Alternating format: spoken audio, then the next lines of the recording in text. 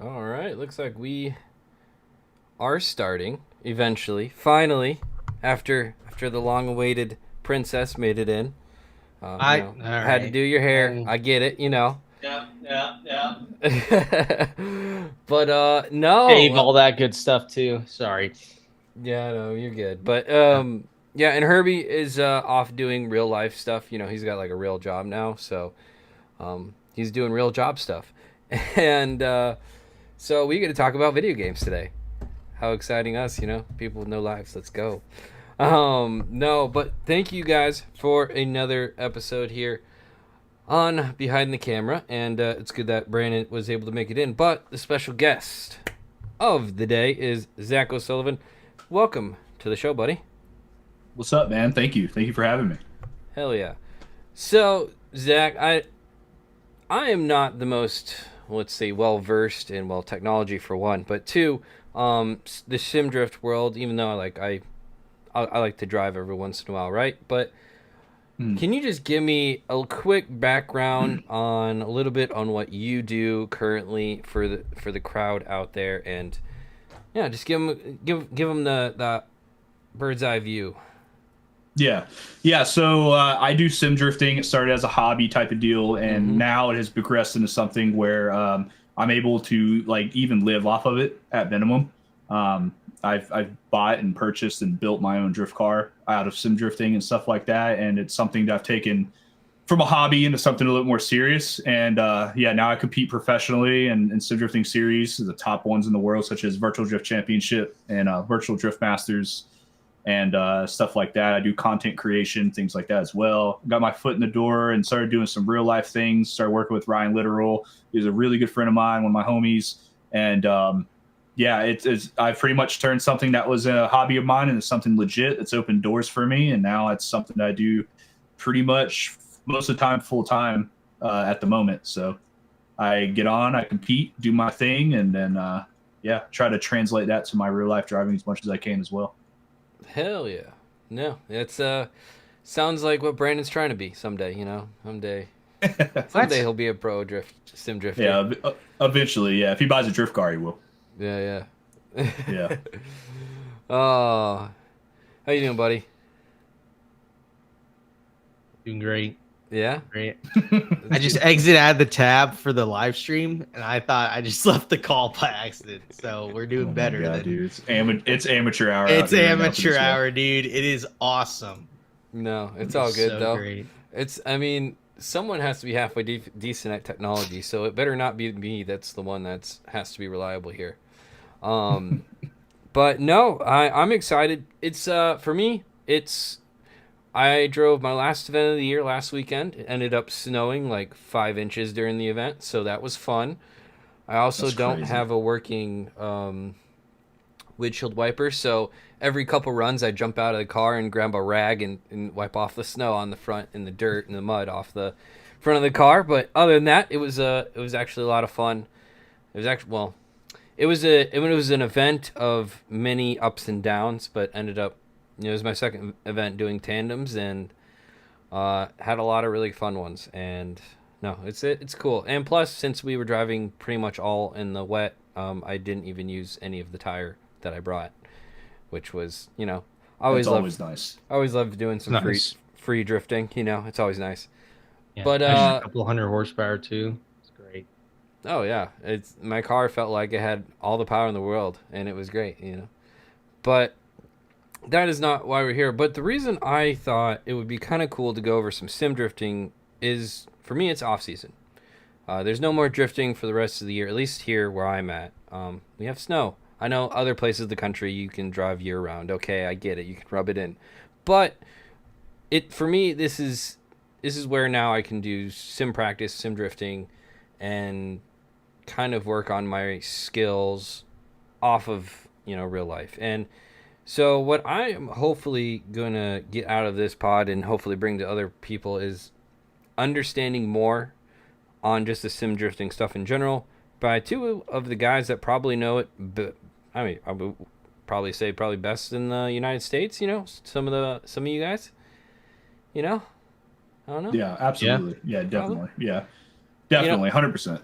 and so it's going to be a fun challenge of trying to not get too nerdy for people because I know you guys are big nerds, but let's start out with the basics. And for people that want to start to think about getting into sim drifting, a sim setup, I mean, obviously, if you want the easy route out, you just call up Brandon at Boundless Racing and you tell him, hey, build me a sim.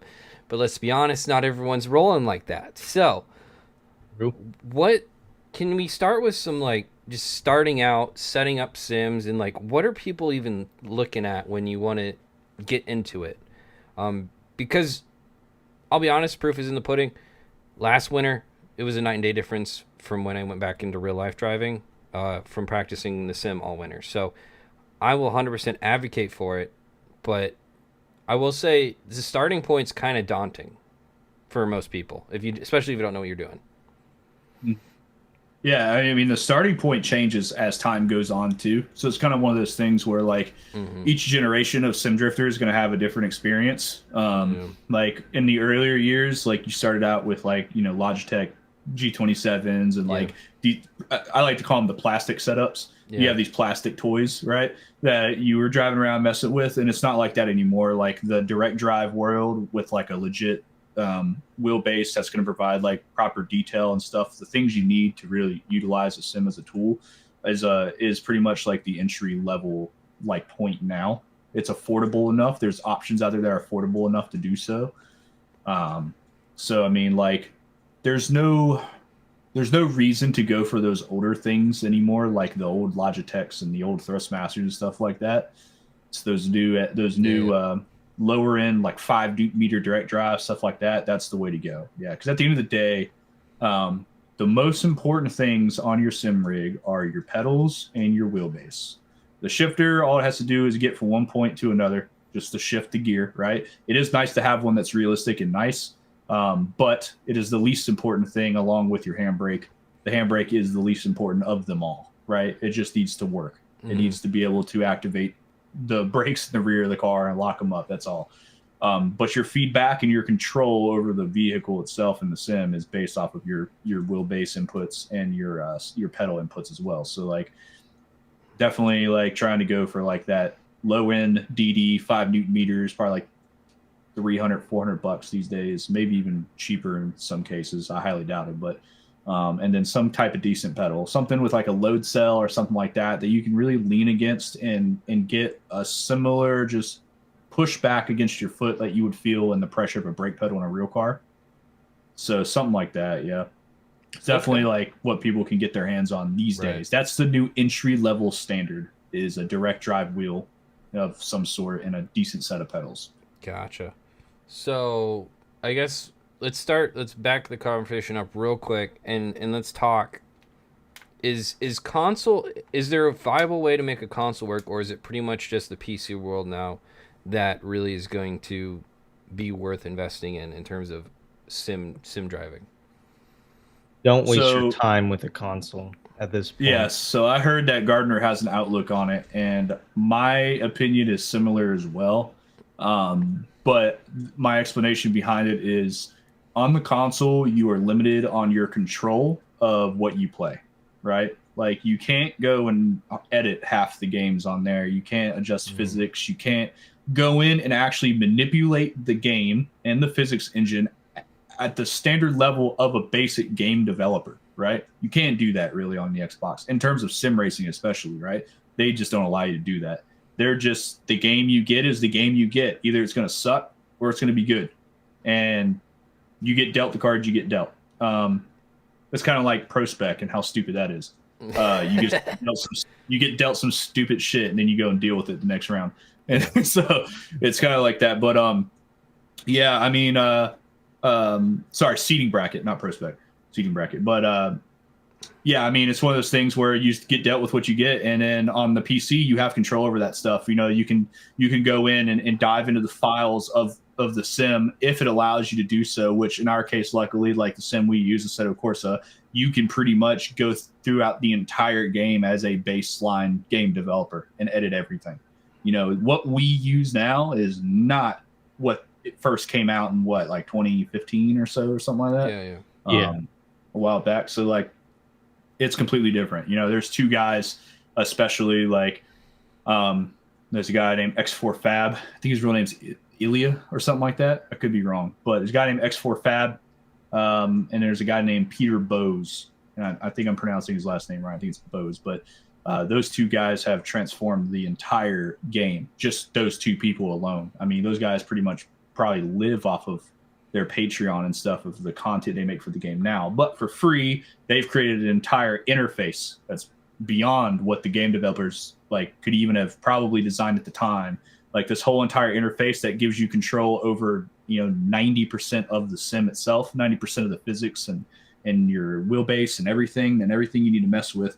And then you got a guy like Peter Bose who, on top of that, he developed like a weather script for the game that it didn't have before. So the game has a full functioning weather system, like everything, all types of weather, rain, snow, anything you can think of. And that is something that can change in real time in real life. And that's just off of two guys. So that's the type of difference. You could do stuff like that with the PC version and things like that, which is now like that's the route to go. If you're going to sim, you're going to get a PC, right? If you just want to play some racing games, you can get a console.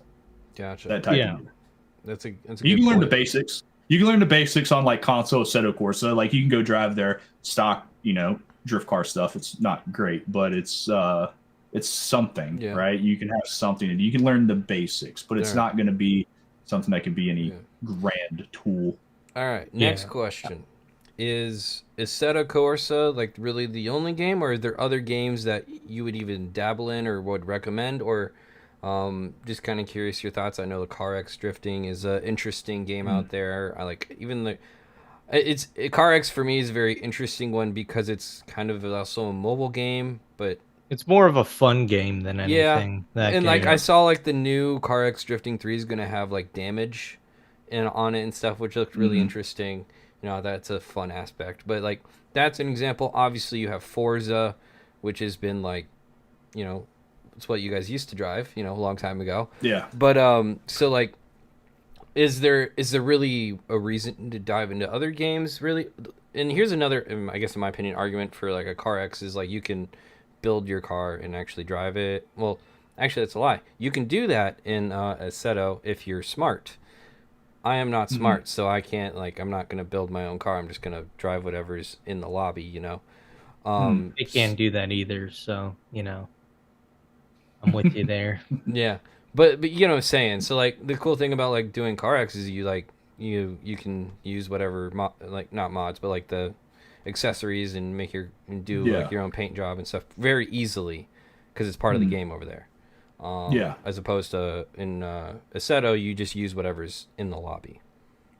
Yeah. So are you referring to just like what's like the best option? Like, well, what do you recommend in terms of drift sims or just the best like, sims? is there any reason that you would? Is there a reason that you would use a CarX? Like, where would you see a CarX drift in like that market, or where would you see a Forza in an example? Forza used to be what you would have to go to on the console for a gateway into a drifting community on a gaming side of things. I wouldn't really ever call Forza a sim. If anything, it's a simcade is what they call them. So it's a simulator arcade style game. But that's one of those games where you can get your foot in the door in terms of a online racing community, right, type of deal, and enjoy drifting for what it is on there. But it's not going to be the most realistic grand experience ever. It's just kind of a hee hee ha ha fun time type of deal. Right. We can learn how to tandem and like car control kind of and that sort of thing. Yeah, you can learn timing, stuff like that. You can practice timing and get an idea of what you should be doing. Let's say like you should be entering in this certain style, or you should enter at this point on the track, or you should try to learn how to add angle to like alter the car's line, change the arc of the corner, stuff like that. You can learn your basic stuff like that, but I wouldn't consider that a crazy simulator at all. But CarX is one of those things that came out after we had stopped playing Forza on console, and then I think it was already on PC before console. But CarX is pretty decent. It gives you a little bit more of an idea of how you can make a drift car act. The problem is that The game is very good with its self-steer system that drives essentially for you. You kind of just like it counter steers the whole time, and then you just like bobble it back with your stick or whatever if you're on a controller in that. And then when you turn all that off, this is not from my personal experience. This is from what I've read and heard. But when you turn all that stuff off, it's just not developed enough to be a simulator. You know what I mean? Right. So it's one of those things where you can get on it, you can have fun, you can learn basics, you can get an idea of like how a drift car acts in a sense, but you're not going to feel that necessarily. You're going to visually kind of see it, right? It's kind of like adjust numbers, adjust things on the car, and then watch how it acts, rather than what we do here where you feel everything that you change, right? So then you actually feel the difference type of thing, you know what I mean? But Assetto Corsa is definitely like where it's at. It is the only legitimate sim, drifting thing out there. Yeah. Gotcha. And I think I think BeamNG is getting up there. Okay. At this point, I see a lot of good stuff coming out of that BeamNG community. I think give it like a year or two. I think that could be a pretty decent one for like not necessarily like competition driving, but I see some people with like modded like S13s or something, and they're ripping around. And I've had a little bit of driving on it, and it's pretty good. I haven't put a lot of time into it, but a lot of people, not a ton of people, but a considerable amount of people who I would think would never have left Assetto are saying that BeamNG is possibly the future of sim drifting. So yeah, I agree with Brandon on that. The one problem, and the biggest problem with BeamNG, in my opinion, is it's not a stable platform. Yeah, the game itself is not stable, and what I mean by that is, let's say you're getting on there to learn how to tandem, and you're driving with someone. In online servers, you can do the same shit you can do in like a single player, like edit the car's body and build the engine, like do all kinds of shit, right? But every change you make lags the entire fucking server. The entire server freezes for like 30 seconds, right? It could freeze for half a second, 30 seconds, a fucking minute, depending on your PC, right? So it's kind of one of those things where like until that's stable enough, I don't see it being necessarily the best tool in terms of learning things that involves multiple cars and driving with other people.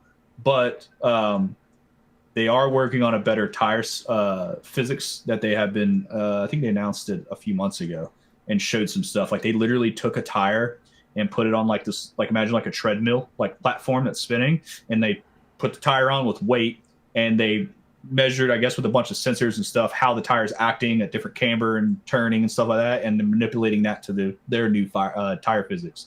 So like with stuff like that advancing, it could become really good in the future, but I'm calling it right now, the death of that game in terms of sim drifting and stuff like that is going to be how unstable it is.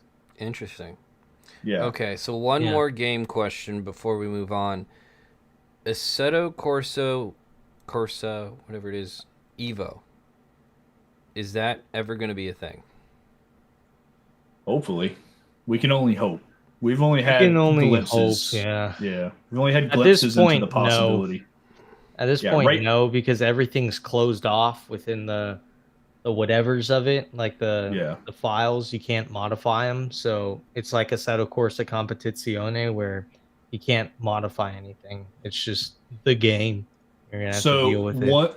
One big problem with normal Assetto Corsa, which caused our problem now with Assetto Corsa Evo, is the normal Assetto Corsa. A lot of mods, not all of them, but a lot of mods are ripped from other games, which those companies paid lots of money to have things 3D scanned, stuff like that. Some of those games out there being very high end games up there. I don't want to name any because I don't want to become a thing, but there are rips from other games and stuff like that.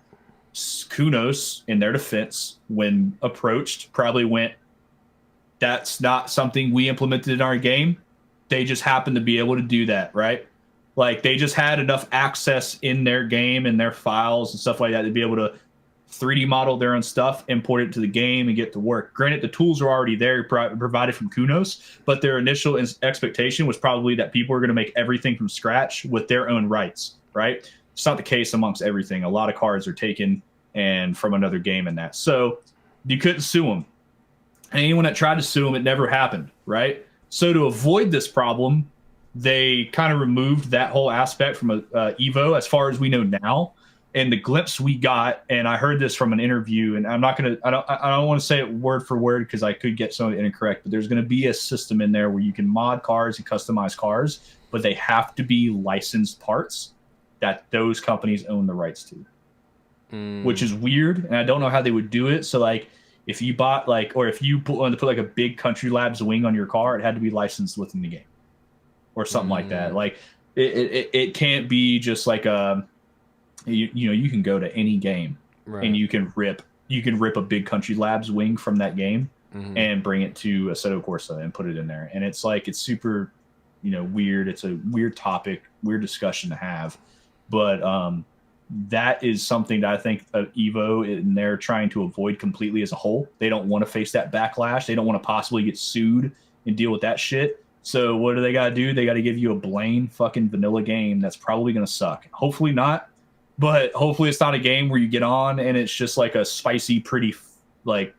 Forza in the sense on content. Well, that's where CarX does so well because nothing is licensed in that game. It's all just looks like this, but it's not actually that. Don't worry. Yeah, exactly. Yeah, it's the same thing. Like when companies like in shooters, these games like FPS even shooters, Rockstar and like GTA. Yeah, with their funny names like the Banshee and stuff like that, and like those things. Like we clearly know what they like the Futo in GTA. It's an A86. We all know that. And then when they added like a bunch of customizations, it's literally like classic 8.6 shit, like bride seats and Deafy gauges and shit like that. But it's all named different, so they can't get sued. You know what I mean? Yeah. So it's one of those things where like we don't know where it's gonna go. Yeah, and for me, we have no idea. For me, if I was in the Soto shoes, I don't know. Like for me, I feel like the Assetto modding community has been so important to that game's life that I don't know why you wouldn't be putting more effort into supporting that side of the game as long as you just put out there like you don't own any of this or like that's not their stuff, I don't know how that can be a big issue. And like for an example, just as a quick example, my day job is at Link ECU. We literally had people put like modded stuff, like there's like a Link ECU car pack, and like we don't care if people use our logo in the game and stuff. Like the Link logo is actually in a bunch of different places in the game or in Assetto. I mean, we have Link ECUs in Assetto. Yeah, so it's like we like the exposure, so I don't even know why a company would ever complain about having their products in there. I guess it's just the people that developed the original thing, but the main thing is it's the video game side of things, right? Yeah. When they paid for the rights to have that, so for this example, like iRacing's Irwindale, right? There was a case on Assetto where someone ripped that Irwindale and immediately got a cease and desist as soon as it touched Assetto Corsa. That person got it, not Kunos. That person got caught, and they immediately got cease and desist and shut that shit down immediately because they spent God knows how much money to go and 3D scan every crack and crevice of that entire track, right? Yeah. So that's a big backlash thing that people would have to face. But not only that, it's the people that are going to like Kunos and saying, "What the fuck? Why is our shit in your game?" And then they have to answer to that. And, obviously as a company, they're not going to want to deal with that shit. So what do? They put this big block on creativity. And we got to sit and hope that some type of thing pops up in the future that allows us to be able to do that again. Because without modding and stuff, this Assetto Corsa that we know now, that the Sim Drift wouldn't exist, right? It wouldn't be anywhere. This whole thing is built off of community effort. The whole thing. There's no big company that came in and invested anything into any of that shit. It's just people made it because they wanted something to sim drift, and it ended up being legit in the end and pretty good once people got behind it that knew what they were doing. 100%. Awesome. So let's get it actually now into the products because we briefly touched on it, and I'm gonna pull Boundless Racing up real quick because that's That's where you guys should be shopping, right? Oh, shameless shout out, dude. Little, The man, the myth. I little- heard the guy who runs that business is a grade A goober. Oh, 100%. Thought you were gonna say something else that starts with a G, and I would have laughed a little harder. So that would have been kind of crazy. Not gonna lie, Dude. Yeah, all right, buddy. So we were talking. I need to update my site. That's on me. My bad, guys. Yeah, you do. But we were talking. Number one, probably most important things, the wheelbase. Yes. So Yeah. I Yeah. mean, Or the you're talking- pedals. It depends. I think for drifting, wheelbase probably the most important. Gotcha. Is something like even like a Simagic Evo, is that Plenty. plenty for? Plenty. That is not even what I would consider entry level. That's like a moderate, mid-level, mid-tier Like a beginner, setup. mid-tier. Yeah. But it depends The on which Evo Evo. Sport. I think the Yeah. Evo Sport, like this Evo lineup is supposed to be like the cheaper alternative to the Alpha series, and I think the Evo Sport does a great job at I think it's a great bang for your buck if you're trying to get something that's semi-permanent, I guess we could say, like something you're Yeah. going to keep for a couple years before. I think like from there to like something like a Simicube or like an Alpha U, Simagic Alpha U or something like that Yeah. is a good step, because like the lower end direct drives like the Moza R3, R5, they're cheap, they're not bad, they're not great though, and I feel like after a couple months you want something more. I Mhm. drove an Evo Sport, as you can see on my lovely piece of shit rig. There's nothing there right now, but I had an Evo Sport for like 6 months and it was great. Like, used it, worked well, rotated great, was good for racing and for I mean, drifting. $400 in my opinion is pretty cheap for a force feedback Unbelievable these days. For Yeah.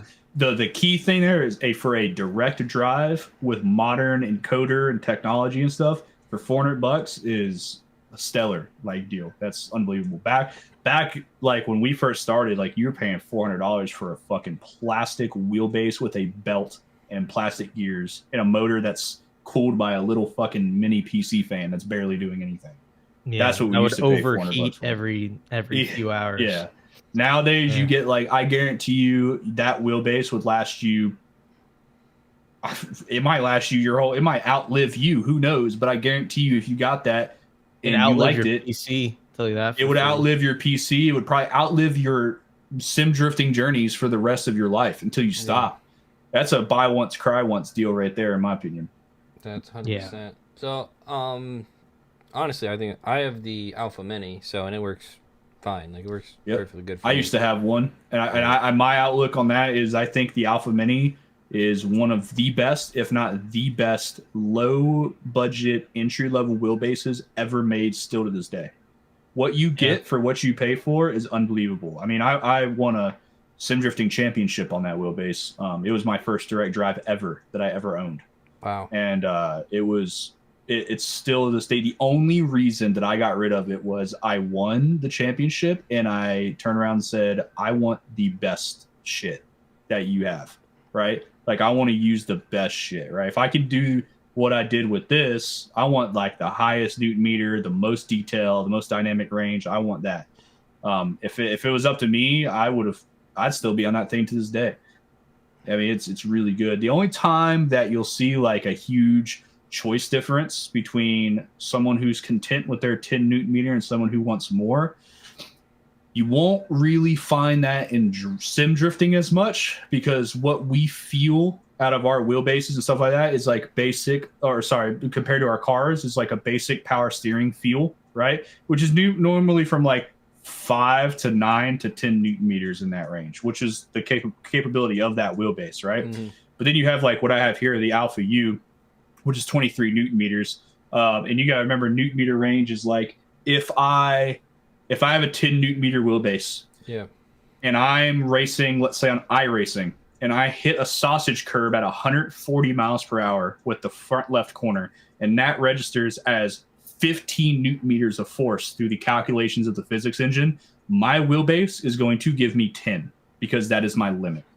So that detail, that dynamic range, that detail is lowered, right?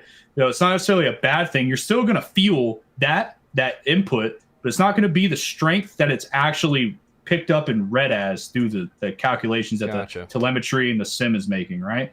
So like if you have a 23 Newton meter like I have, you feel everything up to 23 Newton meters, which at that point is going to break your arms. Like you don't need 23 Newton meters. If you feel 23 Newton meters, it's not going to be in your hands anymore. It's going to be spinning on its own. Right. Yeah. Yeah. And I'd arguably say that the higher Newton meter is also good. It's not for everyone, right? Especially budget wise, it's more expensive. But if you're able to squeeze that budget in and able to afford it, I think it's also good for drifting, because you got to think like drifting, you're doing the exact opposite of what you want your car to do. And so you want your wheelbase ideally to be smooth when you're transitioning and driving and that sort of thing. So say like you have a smooth setup on your Alpha Mini and it's like at 7 Newton meters of torque. Out of the Alpha Mini's full capability, it's like 70% of its full capacity of how much torque it could have. But if you go with like an Alpha U, that's 30% of its full potential. And so you get a lot more detail, and the range of detail is a lot higher because it has a lot more room to breathe in terms of what it's able to read and that sort of thing, you know? Gotcha. So Interesting. just yeah. a side note to that. Yeah. But some things people may not know when they're shopping for that stuff. That is what we just talked about right there, is the most important thing when you're shopping for this stuff, is like to make the decision when you're thinking, do I want the 10 Newton meter, the 23 Newton meter one? Do you really need to spend that extra bit of money if you're never really going to feel that much within that range, right? Most of the time, the Alpha Mini is more than enough for drifting. And the only time you would ever feel like you need more is if you're like on iRacing driving a GT3 race car. Like at that point, that's why you see all these like dudes who road race on the sim and stuff like that. They always have something pretty gangster, right? They have a pretty big, wheelbase. It's like a Semi-Cuba Sim Magic, something that's got power behind it, because that extra detail then becomes present with what we're doing. And in our real life drift cars, they're decently numb for the most part in terms of what we're doing with the front end and with that car, right? You essentially just need that 5 to 10 Newton meter range in terms of sim drifting. That's really all you need. 100%. Interesting. So is there another brand that's kind of in that cheap price range that you guys would also recommend, or is Sim Magic pretty well established as something good to go with? Gardner probably has a few. I've tried some, but I haven't owned any other than Sim Magic and my past like Thrustmaster old wheelbases, which I do not recommend unless it's your last resort and only option. But like, I still what think budget, like 300 to 500 bucks? Yeah, 300 to 500 entry level. The Magic. Yeah. I thought you were going to say the M word. I don't hate the Big M M. brand. I think they've gotten a lot better, especially they have new encoders now, so everything's a lot smoother. But I think the Sim Magic, if we're talking like ecosystem, which, side note, like another great thing about PCs is if you have a PC and you want to use if you have a PC and you want to use a wheel, you could use any brand like wheelbase, pedals, shifter, handbrake together. Where with a console, you need to be all in the same ecosystem. So if you have a Logitech wheelbase, you have to have a Logitech pedals, shifter, etc. If you have a Fanatec, you got to have Fanatec everything else. Where with a PC costs more than the console, but you could probably save some money because you could buy, like an eBay handbrake and shifter. Whereas if you went like Fanatec with a console, that Fanatec, shifter e-brake combo is like $400 or $500. But for that low end stuff on the PC, I think I still only use Sim Magic for like all the builds we do that are like the lower end of things. Yeah. Just because I think they still feel the best. The M brand, again, not terrible. I know the guy who runs all their marketing here. He's a great guy, but it's just something about it. I don't know what it is, whether it's software wise, it's not great still. It just feels kind of like toy-y in a way. It's like, it's not bad. You could still extract from it, but it's like, I tried like an R12 a couple months ago, and it's just, I don't know. I drove an R9 just pretty I don't recently. like it. I drove an It was R9 like a pretty recently, and it was yeah, nowhere near as good as my Alpha Mini. yeah. It Like I was drove it was decent, but it wasn't. an R12 on like one of my competitors like turnkeys a couple months ago, and it was like it was just racing, and it was like it was okay. It did its job, but like I think the Sim Magic is the same price or cheaper, and it feels probably like 20% better. And I think the ecosystem is also better. You know, 100%. Well, And I you think talk the about software is you talk better about too. ecosystem. software's way better. Yeah. You talk about ecosystem, and that's actually another thing that you bring up is the software. And we'll get to that. You have your pedals, which are not cheap, but what are so you obviously need the 3 pedal setup. Pedals are we looking at? Oh shit. Yeah, look at the Sim Magic ones. We don't gotta look at the SimiCube stuff or the Heusinkfeld stuff, but So the best way that we can put this out there is pedals are very subjective, Okay. right? In real life, cars are different.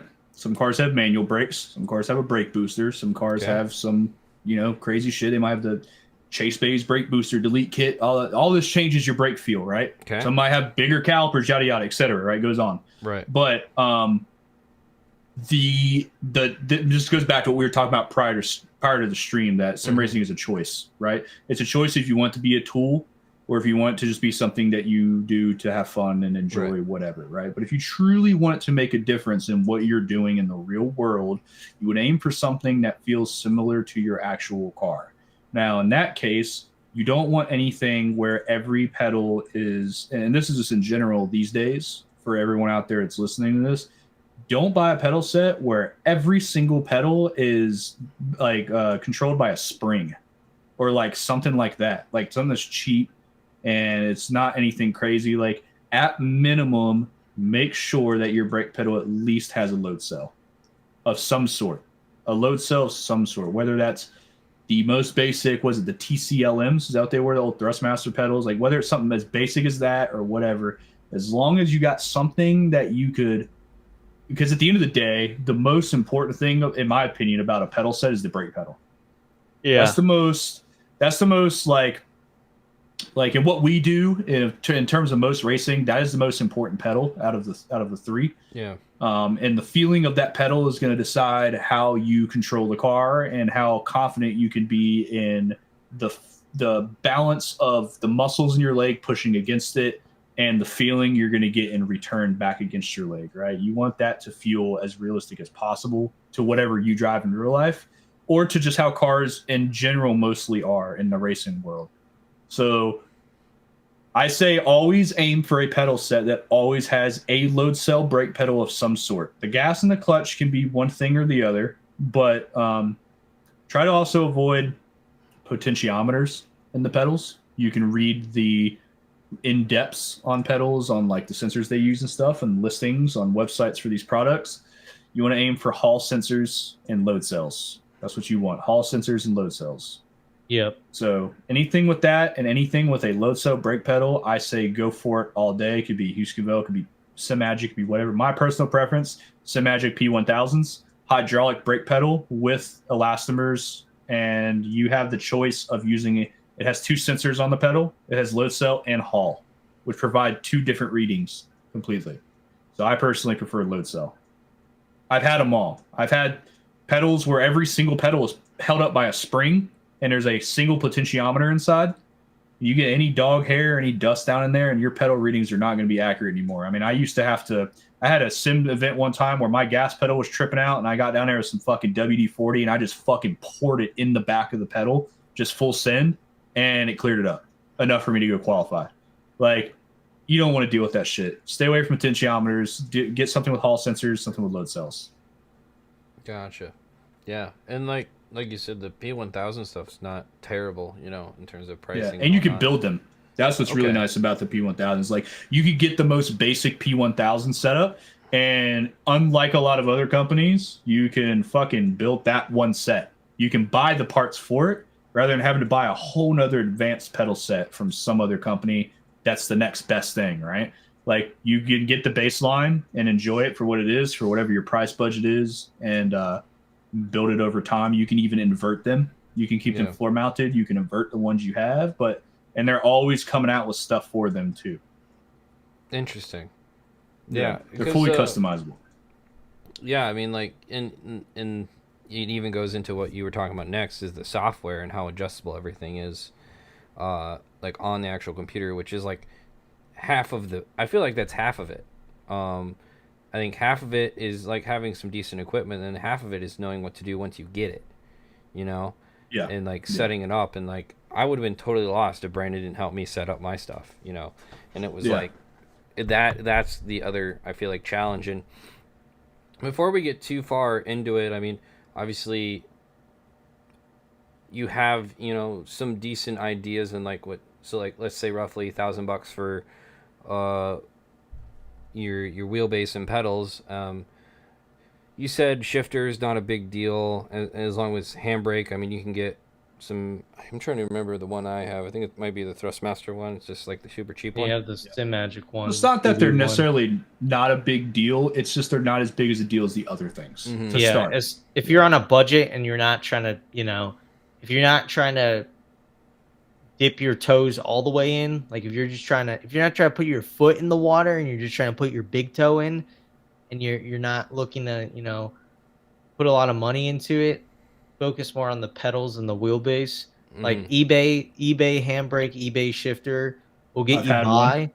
And if you want to upgrade in the future to something cooler, which is and what better, I did, yeah, or even super baller, then be my guest. You could go do that. Yeah. You know, I did like upgrading the handbrake. It is an upgrade from the eBay. It is nice. It is nice to have. But I had an eBay one as well for like $70 back in the day, and it was good. It still probably is working to this day. I sold it, and someone's still using it. Yeah. I mean, at one point, I had a 3D printed shifter that I had bought, which was actually a really nice shifter. It was H pattern and sequential from a company called SHH, and I had an eBay handbrake and TX with the TX stock Thrustmaster pedals as my setup, and eventually I built up over that. I mean, at one point, I even built my own pedals when I first started. When I first came over, I built my own pedal set out of. Well, I built my own clutch pedal. That was at the time I was just coming from Forza, and Forza you did not need a lot, like wheel wise. So I mean, at one point, I like we were talking about earlier, the thing we did with in New York and stuff like that. That opportunity arose, and at the time, I was driving with a rubber band bungee cord wheel called the Thrustmaster 458 wheel, I think is what it was. I got it from GameStop. Spider like wheel. $100. The spider wheel, yeah, and it had a gas and a brake pedal that were plastic as fuck with like a coil spring that returned it. It was terrible. That always broke. And I had a broken set of those pedals. I chopped it in half. I took the left side brake pedal and I fucking drilled it into the ground next to my other pedal set. And then I took shoestring and sandwiched it between the pedal face and the pedal arm and ran the shoestring up towards me over a rolly cart wheel and then wrapped it around an Xbox One stick with rubber bands pulling the stick the opposite way, and then hammered a bunch of nails in so I could adjust the stiffness of the handbrake by rubber band positioning. Wow. Or sorry, the clutch. And then that's how I got my VDC license. I was using that. That's amazing. That's crazy. Yeah. Yeah. It's crazy. I mean, that's my point though. Is like you just need that. You don't need anything insane with pedals. The wheelbase is the biggest thing because that's where the actual like physics and telemetry data and everything from the game are being sent. Right, the signal is being sent through the wheelbase. Yeah. So you definitely want that. I think drifting, wheelbase is most important because like racing, I think pedals. Like I have people. I always recommend like spend more on your pedal because you drive with your feet a good bit more when you're racing, just because you need that solid brake feel to have an accurate like braking pressure like each time, etc. But like for drifting, I do think like wheelbase is definitely the big guy you should focus on. Did you get a the final thing is like I would go wheelbase, pedals, shifter, handbrake. That's the order I would do it in. If you're building something on a budget and that's what you got to sacrifice certain things, I would do it in that order. 100%. I would sacrifice. I would go handbrake over shifter, because if you get like a load cell handbrake where it's not like a light switch when you turn it on and off, it's more like a light dimmer where you can like have different like points of light. For drifting. That's what mine is. For drifting. For drifting, I think drifting. Yeah. Definitely that for drifting. Yeah. Did you get one question? What about the Moza SRP pedals? Are they? Have you ever used them? Bad. I think that was what my buddy has on his rig with the that R9 that I tried, and it's just they I used work. them for a year. They work. They were not, because Moza didn't want to send me their nice pedals for a year, so I used their shit pedals. They're okay, but that brake pedal is so god awful. It's not even funny. It's just Now, like, terrible. we don't like not to sound elitist in what we're saying here, but like I've been there, done that. I had Mhm. way worse than those. Like I just said, um, they will work. You can get by with them and you can use them, but Yeah. are you going to get the feel of a real car, like pedal wise and stuff like that from them? No. Are you going to be the fastest you could be racing time wise and stuff with them? No.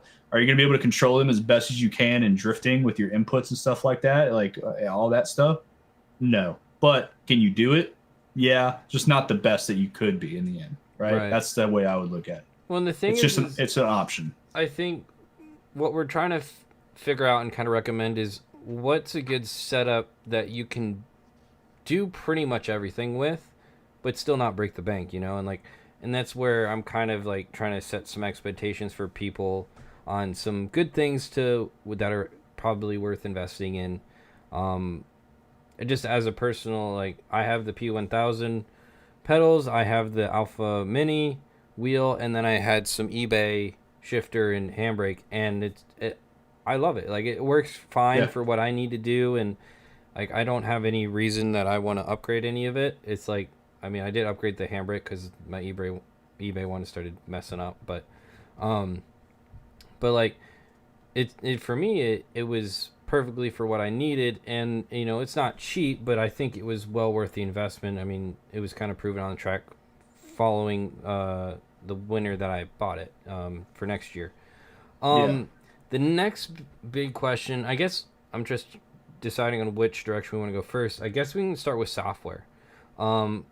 And one of my biggest challenges, especially being a new person to like PC and everything, and is literally, like I said earlier, half the battle is buying decent stuff, but if you don't know how to set it up, then it's almost not even worth it. Is that correct? Same way with a real car. Yeah. Same way with a real drift car. If you bought a drift car and you have no fucking idea what you're doing, you're gonna go down the same route as if you bought a sim, and I think that's a huge turnoff too. That's 100%. It people. is 1,000% why I would never. And let me. Yeah. And I want to say this publicly for everyone out there: if you're a professional drifter or you're an experienced drifter or some sort or anything like that, and you get a fucking sim and you plug that thing into the wall and get in it and drive it and then go, yeah, it's not for me. You're a goober. You're a goober for thinking like that. You have to set it up just like you have to set up your actual fucking car. Like, you have to take time and learn how the sim functions and how it works and how to manipulate that to represent what you're trying to use it for, right? You can't just plug shit in and expect it to work. It's like, take the time and learn to set it up. Like, if you really want this, like I was telling you earlier, my saying is the sim is a tool if you want it to be. It is a choice, right? It's not something that's just going to work right off the bat, right? And then, like I said to you earlier, like, you can get on, you can hee ha ha, fucking run into your buddies, get off, do it the next day, whatever. Or you can get on and focus on things you're not good at and learn how to do shit like that. So it could be a turnoff to people, and I've seen it happen to a lot of people. And then they go and voice their opinions about sim drifting, and then they honestly have no fucking idea what they're talking about. So, with that being said, set your shit up. Like, go watch YouTube videos, go read about it, go learn what the Newton meter even means, what the dynamic range is. Like, go learn about the software, go read about what each slider in the software does, and then you can use that and think, okay, what can I adjust to make this feel more like my actual car? You know what I mean? So it's software is very, very important in the whole sim racing world. At the end of the day, these are servo motors, these direct drive wheels. I don't know a whole lot about that stuff, but I know that at the end of the day, there's electric fucking motors. There's nothing special about what's going on inside. What's the most important thing is the software. The software is what's going to transmit and manipulate all that data from the sim and telemetry that's getting provided out of that through your hands and through that wheelbase, right? So if the data can't calculate and send that information correctly, or vice versa, make the changes you're making in the software as present and proper feeling as they should be in the sim, most of the time that's due to really shit software, which is why a lot of these companies aren't as good as others. Interesting. So, well, I only have experience with some Magic, and like using their software is actually really intuitive, in my opinion. At least from looking at all the things you can adjust, and things pretty well self-explanatory. I still had Brandon actually help me set it up though, and for me it was pretty not complicated once I had some input, and then I was like, oh, okay, I see what we're doing here. And I guess my question is, like, is there a good place to go find information like this, or like, what is there a place that you would recommend finding information like that? There's some so when I was coming up learning this stuff, there's a select few like people on YouTube out there amongst like most companies. They'll test about every product, right? Yeah. And they'll give their information and how they went about setting it up, and they'll even sometimes go in depth to talk about like the difference each slider made for them in terms of feeling. Yeah. And then you can learn a lot from that shit alone.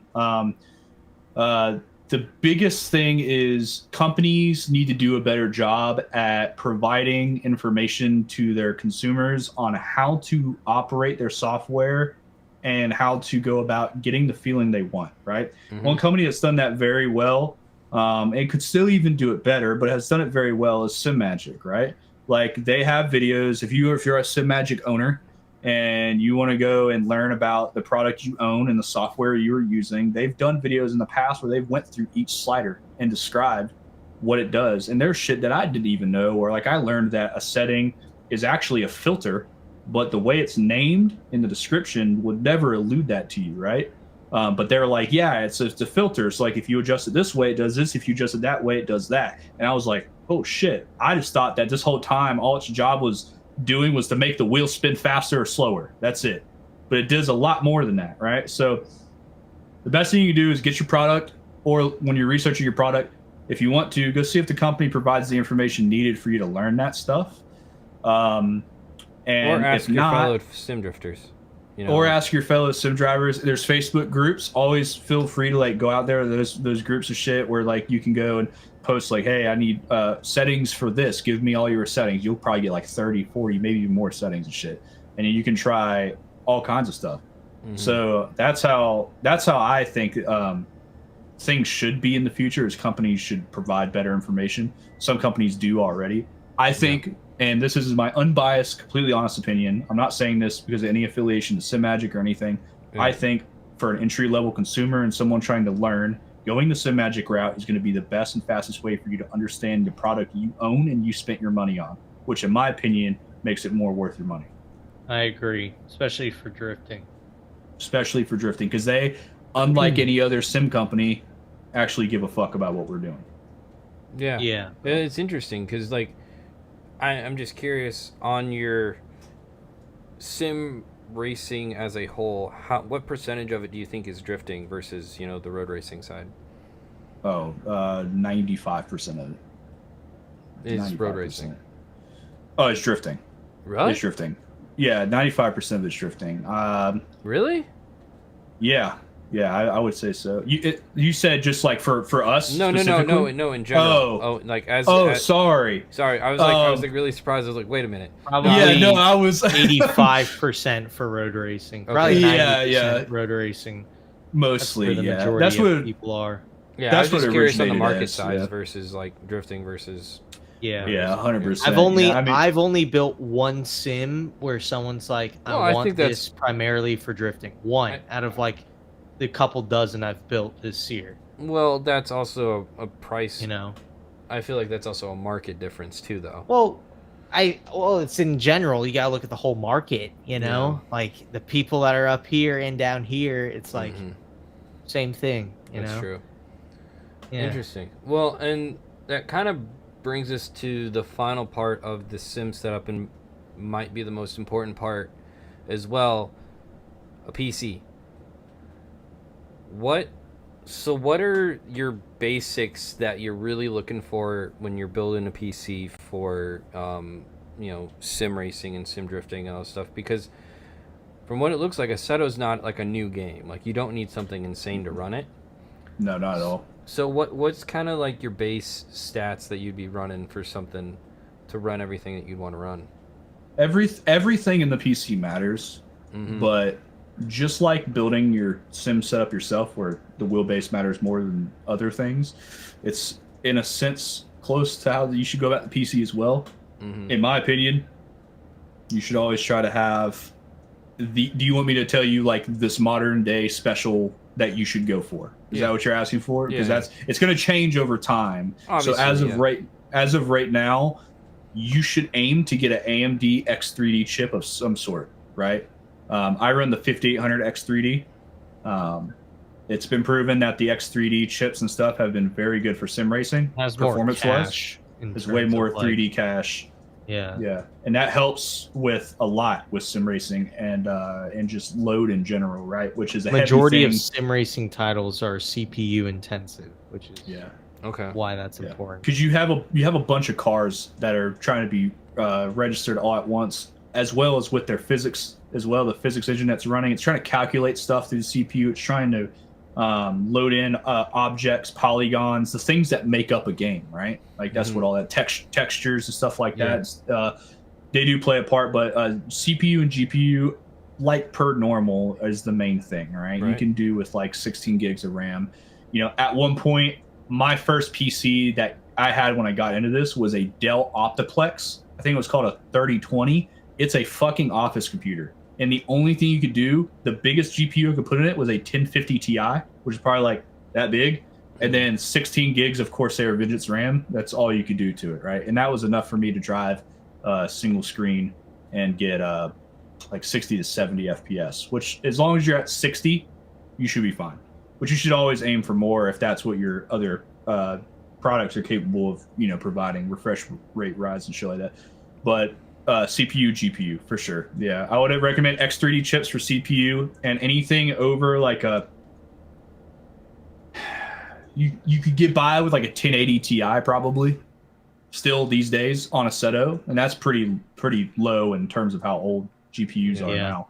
I would say like pricing wise, like look at 4060s and 5060s for like newer stuff, but look for older the stuff supers. is just tricky because like buying used CPU parts, or not CPU, PC parts, is just kind of a risk because you don't know what that person was doing with the PC before. So if like you're buying a graphics card and it's some fucking basement dweller who just plays League of Legends all day, like, or he's mining. He's using it for mining, like crypto mining too. Like, good fucking luck. That thing's gonna last 3 months, And a big note here that Brandon will also agree with me with is when you're buying pre-builts. First off, I recommend always building your own PC, even if you don't know how to do it. I didn't know how to do it, and I built my own PC just watching some YouTube videos and a little bit of information from some friends. It's not that hard. They're pretty simple. Most shit's just plug and play. And usually the plugs can only go to one place anyway. So it's pretty straightforward. Build your own PC. It's going to be cheaper, and the cheaper route's also going to get you the most performance, right? Which, why not? Why not have the best for the cheapest amount? And it's kind of cheaper right now. RAM is really expensive, but alas. And that market's always changing too. So in terms of pre-builts, which is a lot of the routes that these people are going to take is pre-built wise, they're going to fuck you in one way or the other, right? It's a matter of finding out which way they're going to fuck you the least. That matters the least. You know what I mean? Pre-builts are all about promotion and eye-catching feature, right? So it may be like, this PC has the 5090, right? And it might have the shittiest fucking motherboard ever. Like, you know what I mean? But they're like pushing that part of it. So when you go to buy pre-builts, stuff like that, read it and do your research on all this stuff. Because I guarantee you 99% of the time, you're going to be looking at a pre-built. It's going to say it's got all this fancy shit. And you go do your research and it's like, this is good, this is good, this is good, this is not good. And it's going to inherit a lot of performance from all the other things. It's going to like affect all the other shit, right? That one thing could fuck you in the long run. You don't want that. So Yeah. that's the big thing that a lot of people don't know. And if you can take away anything from that whole thing, just read the shit and do research on the parts that are in the pre-builts before you buy them.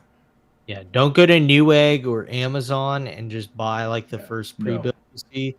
There's like 5 solid pre-built companies. There's Thermaltake, Origin, Corsair, iBuyPower's okay, and then CyberPower's also okay. And then if you have them available near you, also check out Micro Center's pre-built, like the Power Spec pre-builts. Those are usually pretty good. I've had issue with like their RAM before, and that's about it. Everything else is okay. Some people don't like their motherboards, but it's here nor there, you know. And to go back just to the start of that about GPUs and stuff. Someone in chat said I'm on a 2080 Ti and it struggles with my triple screens. That's another important thing to take into account when you're shopping for PC parts or pre-builts and stuff like that, is what do you already have and what do you plan to go with if you build like a rig and stuff, right? In my case, I run triples. I have a 4090. My GPU is more than enough for anything I do. If I tried to run this on a 1080 Ti, it would struggle, right? So you need to also base your options off of the setup you currently have or the setup you plan to build. At the end of the day, this all needs to work together. It's just like real life, where you can't put a big turbo and push a bunch of boost. There's something that's got fucking stock head studs, stock head gasket, and like a really weak bottom end, right? Yeah. It's just gonna not work. It's gonna blow up in your face. So like, it's the same deal, man. Like you have to. There's a lot of similarities outside of the driving aspect. That's actually close to like, you know, working with real cars and shit like that. It's kind of funny how close. There's levels to it. Like if you levels. Like right here, like this setup here is just a single 34-inch monitor. Right now in my PC, I have a 3060, which is like pretty trash, but I can run it because I don't have a lot of pixels I need to load in, right? Yeah. But if I want to do triples, like I think Phil said that, right? Yeah. Phil has 1440p triples, so that's, hold on, I'll do the math for you real quick. The Asian in me is coming out. Hold on. That's 11 million pixels, right? This is like the resolution. So 7680 by 1440, that's 11 million pixels. That's what my setup is. That's exactly what I run resolution was. Whereas with me, I have 3 times less pixels I need to load. So I don't need as high of a setup. So if you want to run triple screens or VR, like the minimum GPU that I would go is a 5070. I think that, or like a 4070 Super if you're trying to find one, but just buy a 50 series card. It's cheaper and like the same fucking thing. Anyway, but like that, you're looking to spend like $1,500 on. But if you just want a single screen and you're just starting out, you could get away with spending $600, $700, $800 on a PC because you don't have as much, you know, I guess load on the computer in terms of your pixels that you need to load, you know. And to everyone out there that wants to go VR as well, just remember that if your VR does not plug into the GPU and you're plugging it into the back of the motherboard, you are just streaming through the motherboard to that headset. It's not displaying like a GPU. You're not ever going to get the most performance out of your GPU and what you paid for unless you can plug that VR directly into the GPU, which you can do on certain VR headsets, but they're more expensive than what all of us usually have in our hands and what we're using, which is the Oculus. Oculus is literally just a stream to the headset, and you're never going to get the full potential of your PC's performance through using an Oculus headset. If you already have a weak PC and you know it, and you want to go VR, you are not going to have a good time. It's going to be a pain in the ass. I have a 5800X3D with a 4090, and I ran Oculus, and I ran it for about 6 months up till the first round of VDC, which I did with the headset. And right after that round, I fucking sold that thing and got triples, because no matter what I did, there is always some type of dumb shit you had to deal with that was killing performance, right? And what happened was, like, I did all this practice and all this driving at 72 frames in my headset, which is smooth. And frames do feel different when it's in a VR headset. But I had 72. And then I went and I did my first round of VDC, and the entire time I was battling, it was at 30 FPS the entire time. Now, whether that can happen from Oculus updates, changing how their headset's going to be functioning, whether that's through PC performance, whatever, it's always something with that. And that's why I don't prefer VR anymore. And I will never go back to VR after going to this setup and getting it dialed. But just keep that in mind that if you have a lower end PC and you want to go Oculus VR or something like that, which is the most affordable route, you need to make sure that you have something at least semi decent PC wise. Like I would say you could probably, at minimum GPU wise, I would say like a 3090 I think is what it would be. Probably like a 3090 or something like that would be the minimum. I wouldn't say anything below that. I wouldn't rock that with a VR headset, and I wouldn't run a lower end motherboard or a CPU either. So like I have yet to play any other game ever where my PC has said no.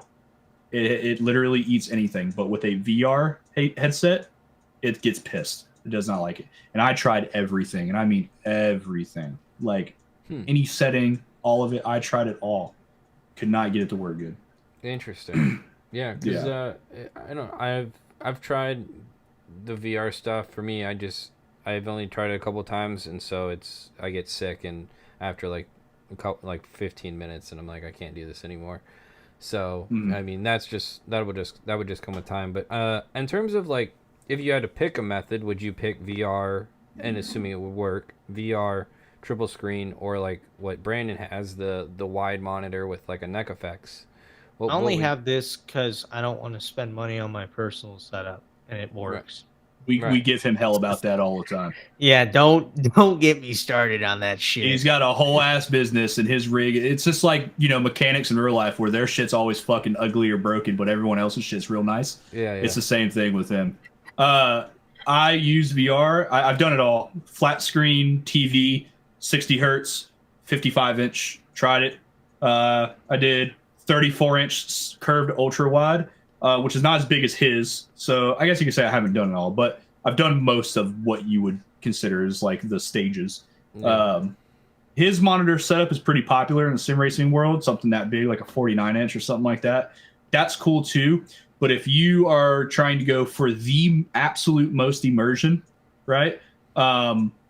Next to VR, without having VR, it's triple screens. Right. And the big thing about triple screens is it's extremely important how you set it up. So from where I'm sitting right now, just my measurement from here to that middle screen matters in terms of setup. The angle of the side monitors, all those degrees, all of that is information that you input into the sim, and then it manipulates the image to the shape of your triple stand or your triple monitor setup, right? And there's numbers to stick within in a range where if you go beyond that or below that, it's probably not going to be the best outcome in terms of visuals and what you're looking for. But for me, if I sit in my sim like I am right now, and I look to my right, obviously I have a halo seat here and here. You can't see from this angle, but for me, the edge of the screen is a little past the halo here, and the same on this side. I have a 180 degree FOV, right? So I turn my head all the way this way, and I turn my head all the way this way, which is the most you're going to turn it in real life in your car unless you're dying and your neck snapped, right? But like driving normally, like this is the most you need to turn it. And by that time, you get a Hans device on, and you can only really look like this much. Mm-hmm. So like that is, in my opinion, the most immersive setup. If I turn these lights off, my LEDs and that, and it becomes dark, just black in here, right? And all I see is my monitors. When I first came from VR to this setup, I forgot that I wasn't in VR anymore. Mm-hmm. That's how much better it was. Not only that, but you can actually get the most out of your PC's performance if you buy like better like parts for your PC, because monitors are a lot easier to deal with than VR stuff. Yeah. So I get 1440p on all three, 165 hertz at all times, like 165 FPS at all times, super dialed, smooth, really pretty. I'm making the use out of the money I put into my PC and parts wise. I think triple screens is the absolute best like setup you could have. But you have to, and I have these too, these anti-bezel kits. And from here, you can see a little bit of a shadow. That's the bezel between them.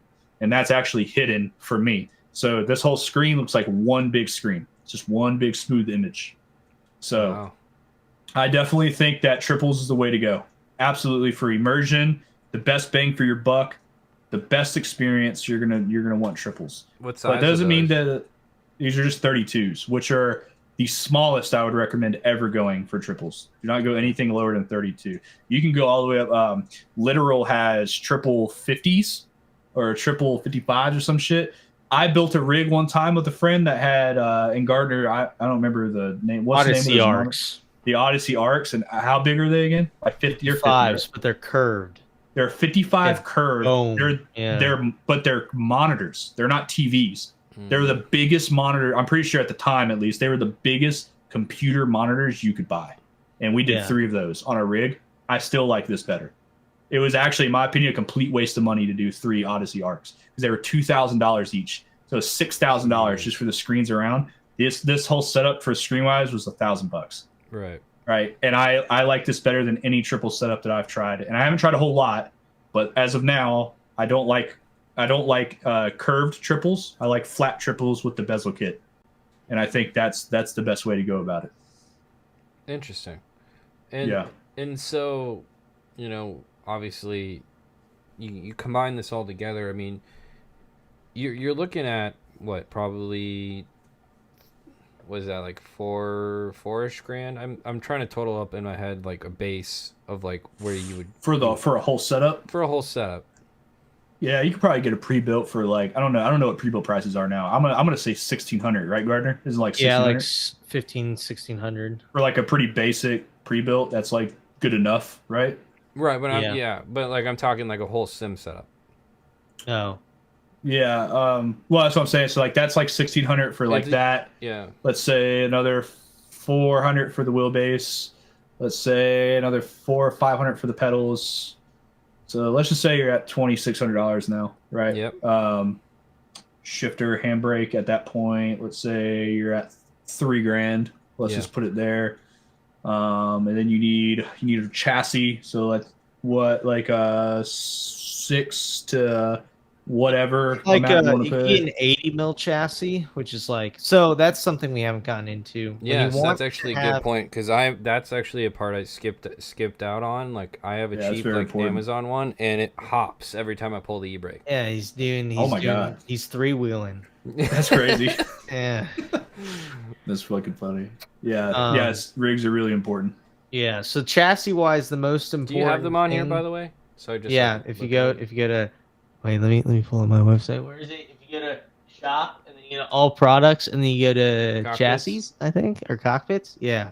So that one on the top, I can't see shit. Okay. I think it's the one on the ASR 3 is like Yes. my, yeah. So that.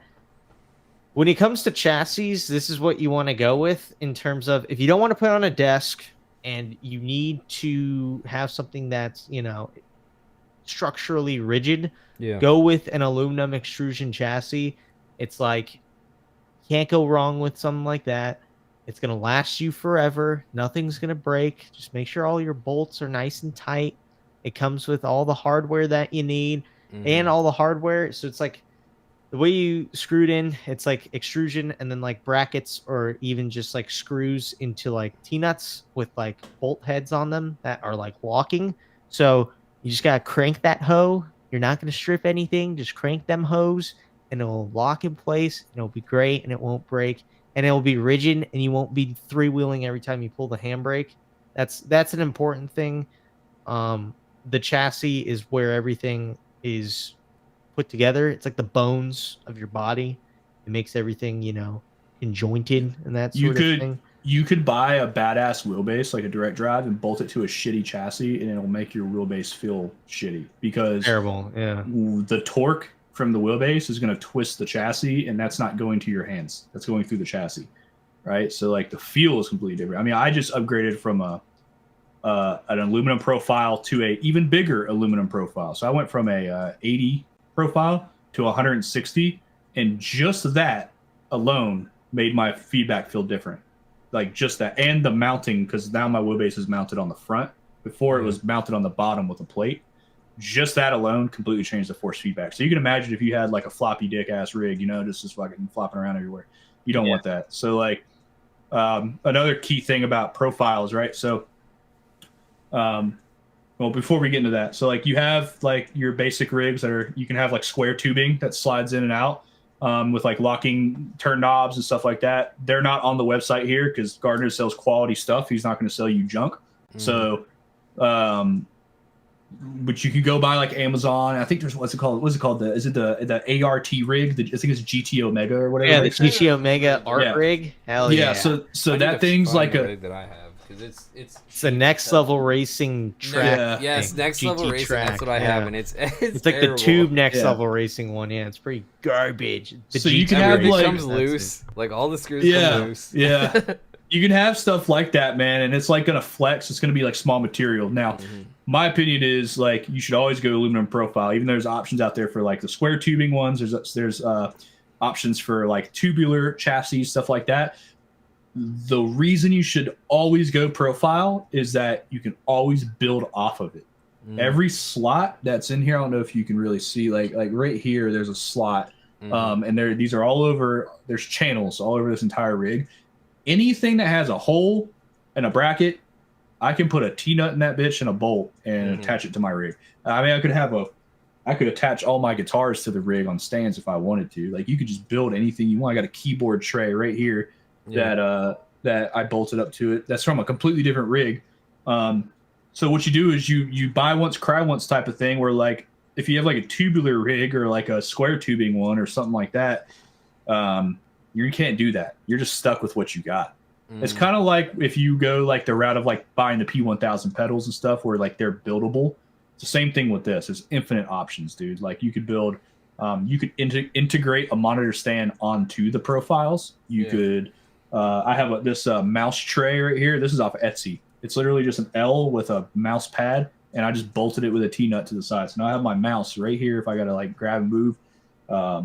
All this stuff is adjustable in these T-slots, all that stuff. So aluminum profile is always the best way to go. And that is like, once you get aluminum profile, you should probably never need a rig after that because the minimum size of an aluminum profile, which isn't it like 80 Gardner? Isn't that like the smallest you can go for like sim stuff? If you scroll all the way down, there's the one. No one's ever bought that. It's just there to be there. Don't buy that. But 80 mil, yeah. So there's 3 levels to it with the extrusion side. So if you see like the long base, there's 80 mil, 120 mil, and 160 mil. And as you get more thickness of metal, it gets more rigid. In an ideal world, you get the thicker metal stuff when you get more powerful wheelbases, and that sort of thing. That's the whole ideology behind it. And if you want to add like a motion system or something, you'd go with something more strong. So, you know, your haptics and your motion isn't twisting your chassis, but everything's together, you know. Yeah. And if you don't have the money to go like the profile route or something like that, and you're eyeballing something, just look at it and think like this thing produces a good amount of torque, and look at how that rig may be designed and the thickness of the material and stuff, and just use your brain a little bit and think, man, is that like a huge leverage point up here? Like, is this going to wiggle and wobble? Like, just look at the rig before you buy it. And, you know, but if you want to buy once, cry once, profile. And like someone said in chat too, there's different thicknesses of profile.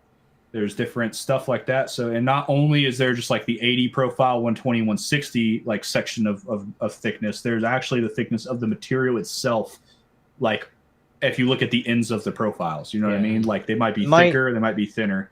Give me 1 second. So, I may have some metal that I can show. Yeah, if he could show you, you'll see the difference, and stuff like that is just going to play a point. Like these uprights right here are pretty tall up. I mean, I'm sitting in a seat that's up to like right here on my body from the ground, and I'm sitting up kind of high because this rig's on feet. Right. But that's a leverage point, right? So there's a teeter-totter point up here. Now you want to minimize that as much as possible. You can All see right. I can't even Have some metal. wiggle this. So Phil brought this up. He got something from a different company, and the aluminum was very thin and flimsy, which is important to recognize because some companies, they go through China, which isn't a bad thing, but sometimes they go really cheap through China and they get really thin metal. So this interior bit between like this like screwed out, like drilled through extrusion is important to think about, because if this area here is thin, your metal is going to be more flimsy. So like ASR, which is the people we were just talking about, they have Yeah. metal about this thick or a bit thicker, and they source it all from, it's either Canada or America, but they extrude it all and cut it in Canada, right? So it's a North American product. It's good metal. So like with this is from a company called Ricmotech. I don't know where it's from.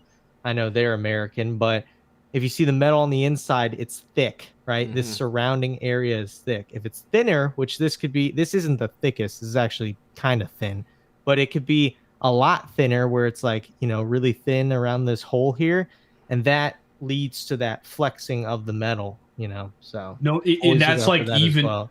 even if the rig is like posted up as like it's 160 profile chassis like this one is, that's the sturdiest option, right? In the aluminum profile world. So like even if it's labeled as that doesn't mean that metal may not be thinner or thicker. So even if it's labeled as what should be the beefiest option, it may not be the beefiest material. You'll still get some play. Now that shit's way harder to like determine. So what I recommend doing in terms of that is emailing companies and asking for a measurement on the material pieces. Or photos, because you could usually see it by eye. So website photos, they'll usually be like, so a lot of these companies, they have like covers over like this hole here, just because this isn't the prettiest thing to look at like here. So they may have pictures where it's exposed, which you could tell what it is. I always double check, like when I research like different chassis or companies that we work with, like I always email, double check, make sure. And if it's like a rendering or if they're not really clear on what it is, I just, in my head, I'm like, go kick rocks. I don't care. Because why aren't you being upfront with it? Because you're obviously hiding something, Yeah. Yeah. And companies will do that. And it's They will fucking do lame, but they'll do it. Yeah. Lame and stinky, like a certain. And those are the company companies now. you want to, yeah, like certain companies we know. that all three of us know about. Yeah, you just got to be careful with that stuff. And like when you're going to spend that much money, at least for me, like I want to be for sure, right? If you got it, then go for it. Get whatever the fuck you want. But in my case, I want to get the best shit I can get for my money. So I mean, those options that are all on Gardner's site, I mean, even the one he said to not buy, I still recommend buying that probably over most of the other. Yeah, I'd recommend chassis. buying that over. At least that's a profile, right? You could add shit to that. I'd rather have that with like a mouse tray and stuff like that, and like use that than a tubular rig that's just I got what I got and then that's it. And you have way more adjustability with a profile than you would with anything else. Yeah. So even the cheapest option and the less, gangster one is still more gangster than the other options from other companies. Oh, I didn't know you had DIY sim builds. There you go. Why didn't I just Yeah, do these earlier? That's good stuff. Yeah. The first two are important. The last two are just there. No one's bought those. They're just SEO purposes. Don't ask So questions. just a quick explainer. This is kind of what we were talking about. As Yep. your initial setup, and then you get screens in a computer. Yep. Or a seat too. You get a little NRG seat if you would like. Yeah. And no other company is offering this like option and this type of like platter to you on like here's what you need. Just get it and go, right? No other company's doing that. Yes? I'm just curious, real quick. What is no drift package? Yes drift package. Shifter handbrake. Oh. Okay. There's companies out there that offer similar things, but it's not as upfront. Like this, I found a lot of people, they're like in the beginning phases and they're just like, I want everything. And it's like, well, this is like this I made specifically for drift people. And it's like, if you want something, just get this. It's very simple. That's what I was going to point out is like, what I was saying is like no other company is doing this with the gratitude towards drifters, right? Like they may be setting up bundles like this for like your average, just like we said, 85% of the sim world is road racing and stuff like that, right? Or something other than drifting. And so in that case, no one else out there is catering to us drifters in a educated way on the products that they're going to sell you, right? So with that package, that's going to assure that a drifter is helping you as a drifter get drifting type of deal. You know what I mean? So that's something I think is really important too. that's pretty dang affordable in my opinion for like what we were talking about price ranges. Oh yeah, 'Cause the only thing you're that's really missing good. on what I've selected, because it's a drift package, the only thing I'm missing is a computer and screens, right? Or like for Yep. the most part, Mm-hmm. and That's it. And maybe the monitor stand if you'd like one, but yeah, yeah. you don't need one. You could drill it into your wall. I have some very ugly holes in my wall from the last hole in the wall monitor stand that I did, but Yeah, there's all kinds of combinations and stuff you can do. I mean, at one point, my rig was a wooden TV unit from the '80s, like a TV Nice. stand. Yeah, my legs went through the middle where like your VCR and shit would be, and that's where my pedals were at the back. And then I mounted my wheel to the top of it. That's amazing. Yeah, so I mean, there's all kinds of options for setup and stuff, but that's definitely like a really good package. Yeah, we'll have to. Me and Gardner will have to get together and do the like a Zach suggested package type of deal thing. yeah. Stuff I want I to start use. doing that next year, like with Do like different a people we pro work drift with, have setup. like yeah, that Yeah, sort that's of a really thing. good. That's a really good idea. Like have the package for different sim drivers and stuff like that you might be a fan of their driving and what they do, or want to be able to do what they do, and then you can buy their stuff. You know what I mean? Their Yeah. exact setup. I'm That'd gonna be go really back cool. to that other. So this was entry level sim. What's the difference between the two? I'm just curious. Just less stuff involved, or oh, okay. So It's got probably different. This is like different pedals, different wheelbase too, probably. basic. Gotcha. But yeah. So that's kind of what I wanted to at least get an idea of was, some options for people to kind of at least get their head around sim drifting and doing the setups and stuff, because I'm not gonna lie, it's super overwhelming, especially when your expertise is not in computers, like mine. Well, I just don't use Windows computers, and so as Brandon knows, I'm about as illiterate as I mean, how old do I act when it comes to computers, Brandon? Like I'm like an 80-year-old. I feel I like. have 50-year-old clients who know how to use a computer better than you, Nate. I'm not gonna lie. I'm not gonna lie. So it's That's it's funny. not Pretty good, bad. but even with that, I was able to put it together, and it wasn't terrible. Like you said, gave me some good base stats to run with, and I've adjusted a couple of them since then, uh, to kind of fit with how I kind of like it. Like I know I've changed some of the brake stuff, to kind of feel like what I feel like is what I feel, but in terms of like the setup and stuff, like you need to talk to about like a you, for example, Brandon, or talk to people that are in the sim space, because I feel like you guys are going to be just as willing to help anyone, because that just means there's more people that you get to drive with. Yeah. Yeah, I mean, it's always like like I look at it as any hate or any disliking towards like the sim world or anything like that as a whole is really fucking stupid and lame from whoever gives it. And I don't care if it's whatever it's about. It's fucking lame because this is the future of our sport. And at the end of the day, like what we do is still very small in this world of motorsports, right? Mm-hmm. Very niche thing. So there should be all hands on deck to support the growth of what we're doing, and the future drivers and the future of our sport can progress and grow a lot faster And and be better the key is with making stuff it like easy, sim drifting. easier. Exactly, right? And It's that's it's what it's a lot Brandon's to doing here understand. with the packages. It's like you got to make it Yeah. easy for people, because Yeah. people are not going to spend 10 hours learning how to do Yeah. everything. Like most people aren't just either don't have the time or the motivation to do that, but they would like to, Mhm. and they not only would they gladly do, they want to drive, they probably have the money to do it too. It's just the proposed hours that it would take to actually get it right, and that's kind of the scary part. It's the how much time do I have to put in for it to actually get. Mhm. And if you can make that time less, or at least give them confidence to where they can be like, okay, I can probably do this. I know that if I'm going to spend the money, it's not going to be wasted, because like you said, there have been people that have, like drivers that have bought sims, not set it up properly, not know what they were doing, and then just kind of like get pissed off and never touch it again, and be like, that was a huge Mhm. waste of money, and talk about it. And I'm just kind of curious on your opinions, because like that is a stigma out there. There are a lot of drivers out there that, you know, grew up driving real cars and then kind of, I don't know if it's looked down on the sim world or just, you know, like, what is kind of your statement to those kinds of people that never necessarily gave sim a chance?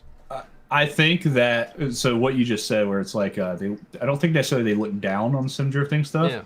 Yeah. Maybe some do, but I think that there's I think something annoys them a little bit and bothers them, knowing that there's a possibility that all the hard work and shit they've put in to drive in real life all these years to get to this level is almost getting caught up to, if not possibly surpassing at some point, from someone who's able to get in the sim and just do it through this, which is in most cases, buy once, cry once type of deal, right? Where they spend 1% of what a real life drifting journey through many years would cost, and they get 30 times as many laps, right?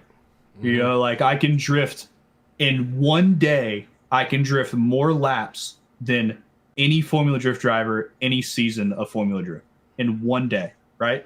Now, if I'm conscious of what I'm doing when I'm doing that, that whole day is going to be productive learning for me in my driving, right? If I'm working on different techniques, different things, different strategies, whatever it may be, right? I do that in one day, and these guys had to do it in like 5 years or a year or whatever it may be, right? But yeah, like I said earlier, like, the big problem is, like, a lot of these dudes from the real world, there's two things, right? One thing is they get their shit and they don't set it up at all. They just plug it in and think it's going to work. And then they're like, this was like ass. And then they base their opinion off of that, which is stupid.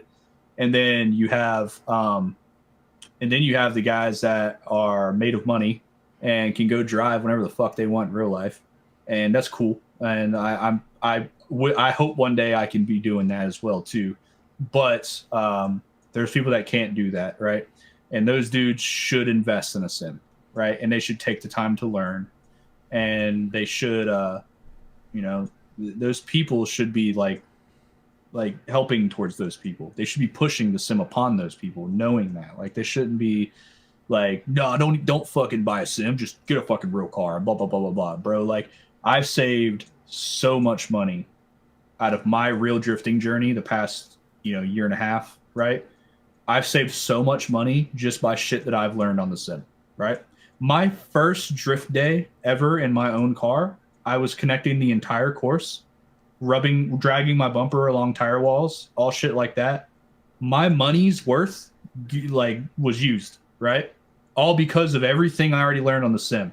I didn't go out there and waste tires, waste gas, waste money, spinning out and learning, right, in my real car. I learned the fundamentals and the basics plus a lot more that I then learned to utilize in real life. And I saved myself so much money, you know? So, like, I don't know. I think it's one of those things where the biggest problem is people going, why the fuck would I get a sim when I can go drive in real life? And those are the dudes that can do that. But I think they should get a sim, not only just for a training aspect or whatever, but to interact with a large portion of the future of drifting, right? I think you should get ahead of yourself. You should come on here. I think it's really cool when I get to join a server and drive with, you know, Peter or, you know, Connor or whoever, right? And turn some laps with those guys. And I'm sure anyone out there who, like, you know, I know Connor briefly, and, like, I've met Peter once, but, like, I don't know Peter like that. But, like, people who look up to those guys, like, hugely and stuff like that, they get a chance to, like, share a track with those guys on the sim, and that's fucking cool, man. Like, why would anyone want to not, you know, have that happen? Why would anyone ever want to prevent that? As well as learning. Like, why would something that we push so hard to grow, right, and develop, which is drifting, why would anyone want to stump that when something positive like sim driving and sim drifting can help advance that? Like, and make it more accessible to people around the world, people that don't have the glory to go get a car or even drift, that don't even have a drift track in their country or their home state or whatever. Why would anyone ever want to stump that? I don't know. And the people that do, you know, kiss my ass. That's all I got to say. Like, it is what it is. But I think that more people should be more open to sim drifting. I'm on a journey right now to try to prove that. So we'll see what that entails. But, like, I mean, I know Gardner probably has some stuff to say about it as well. Yeah, I mean, you pretty much nailed it on the head. I think the sim, I mean, I've gotten like shit. I'm wearing this fucking hoodie right now because I was on the sim, on the sim and sent an email to For those that can't read through his name, it's the Forsberg says one. yeah, it's the Forsberg hoodie when I used to drive for him. It's like I was able to do that because of the sim. I really Which is a cool ass opportunity, like to yeah, do some shit like that. yeah, I don't drive for him anymore, but being able to have the experience and to say that you did, it's like pretty fucking cool. And I'm a young guy. I'm 21 and I like drove for them when I was like 19 or 18 or something like that. It's like you most people can't do that, and even in real life they can't be like 18, 19 and go into whatever and drive for a top FD team. It's I d- I can't really wrap my head around, especially drifting, because like road racing, I get it. Like it's huge. Like compared to drifting, road racing is gigantic, and everyone has their opinions. I've met old people. I have clients that are 60 and they were some of the best racers back in the day and raced with Dale Senior and stuff. Like we're teammates with them. Um, and they're half and half with the sim. They have a sim, but it's not everything. But they respect it.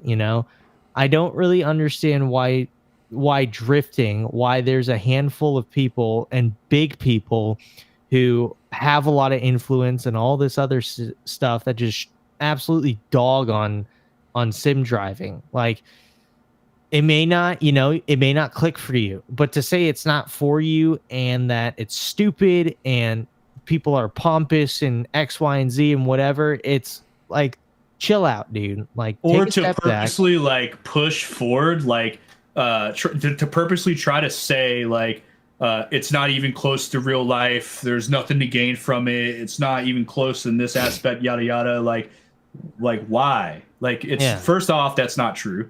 And secondly, like why are you trying to push people away from what we've all been trying Yeah. to make something bigger out of, which is drifting, like for years, And it right? Like and the essence and the I guess audience of drifting, it's like you need something that's accessible, like not everyone can go like 18 or 16 and go get a car and go drifting. I mean, you can, but not everyone can do that. Or maybe their parents will kick them out if they buy a Z and, go drifting with it or whatever.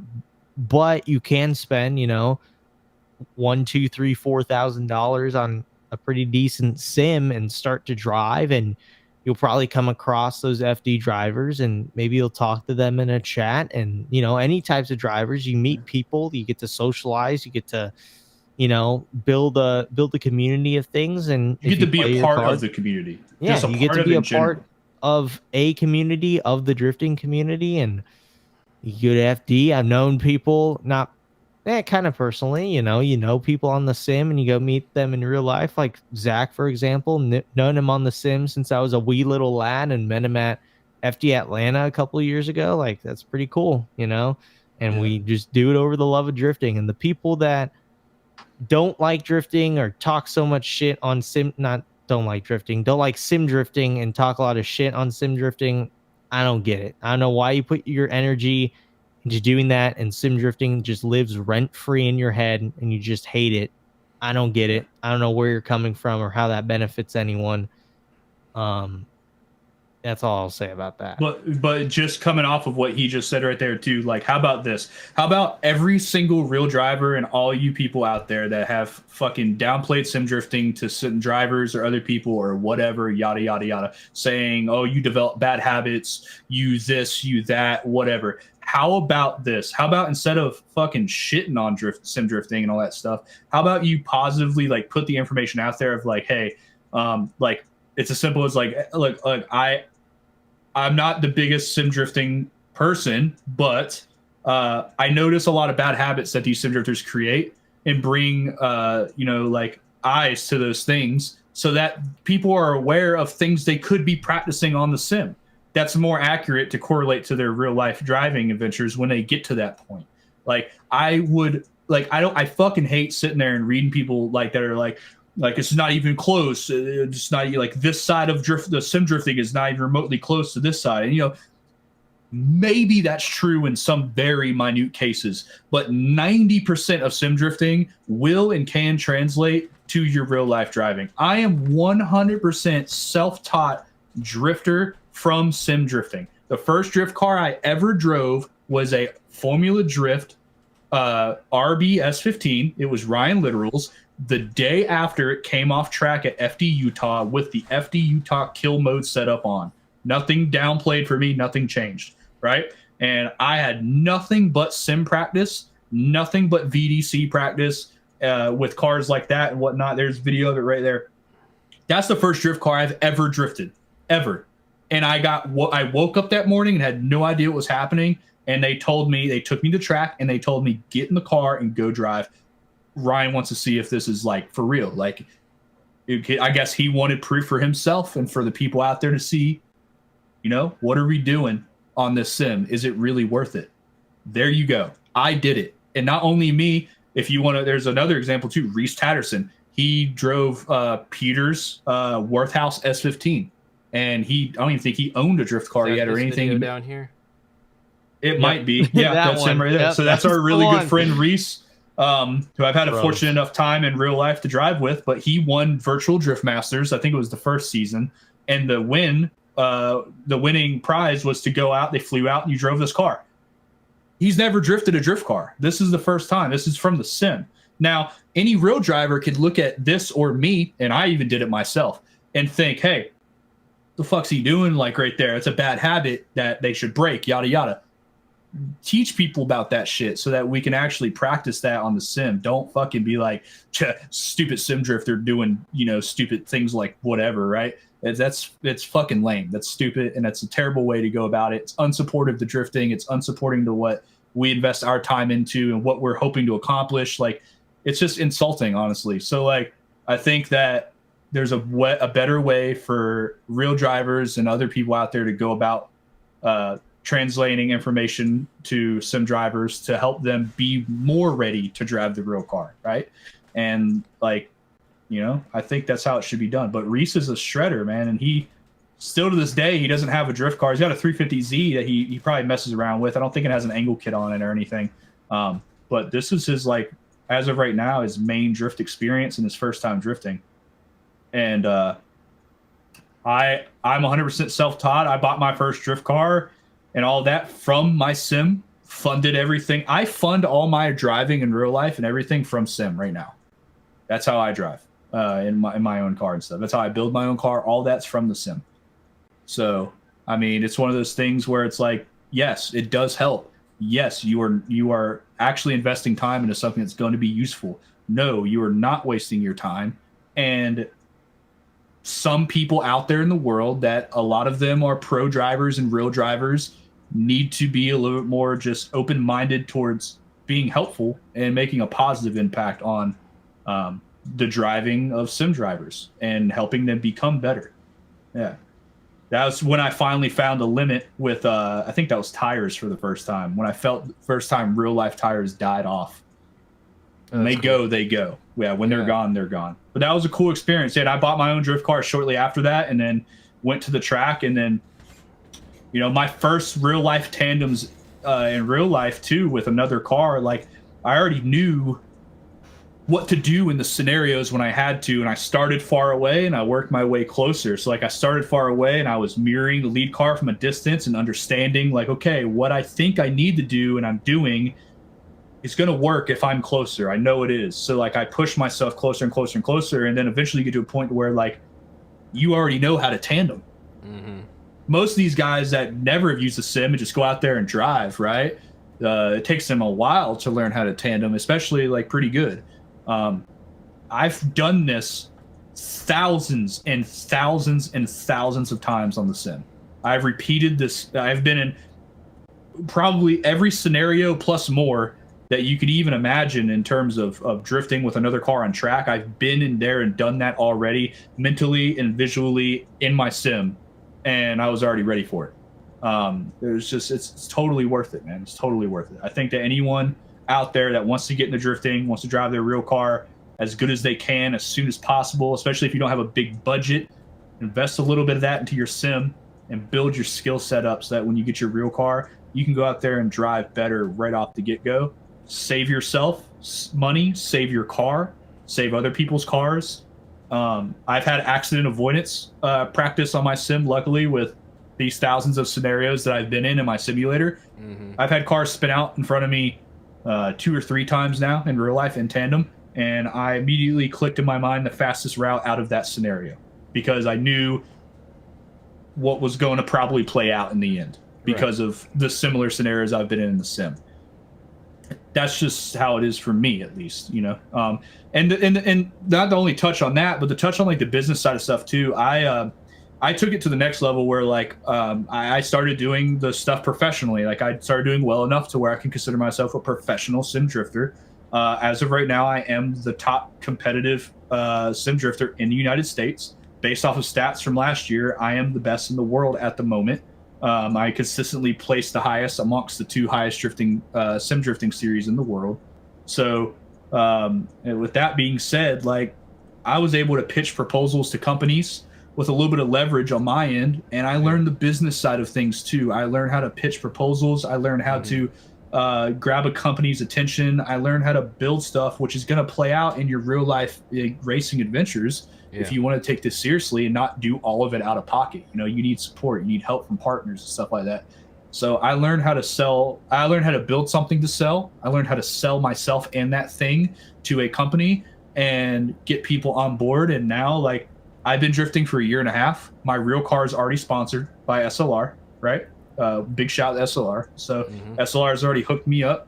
They've made sure my car was like dialed and ready for the track with their parts and stuff like that. They've done a grand thing for me. I learned how to approach a company like that from my sim stuff.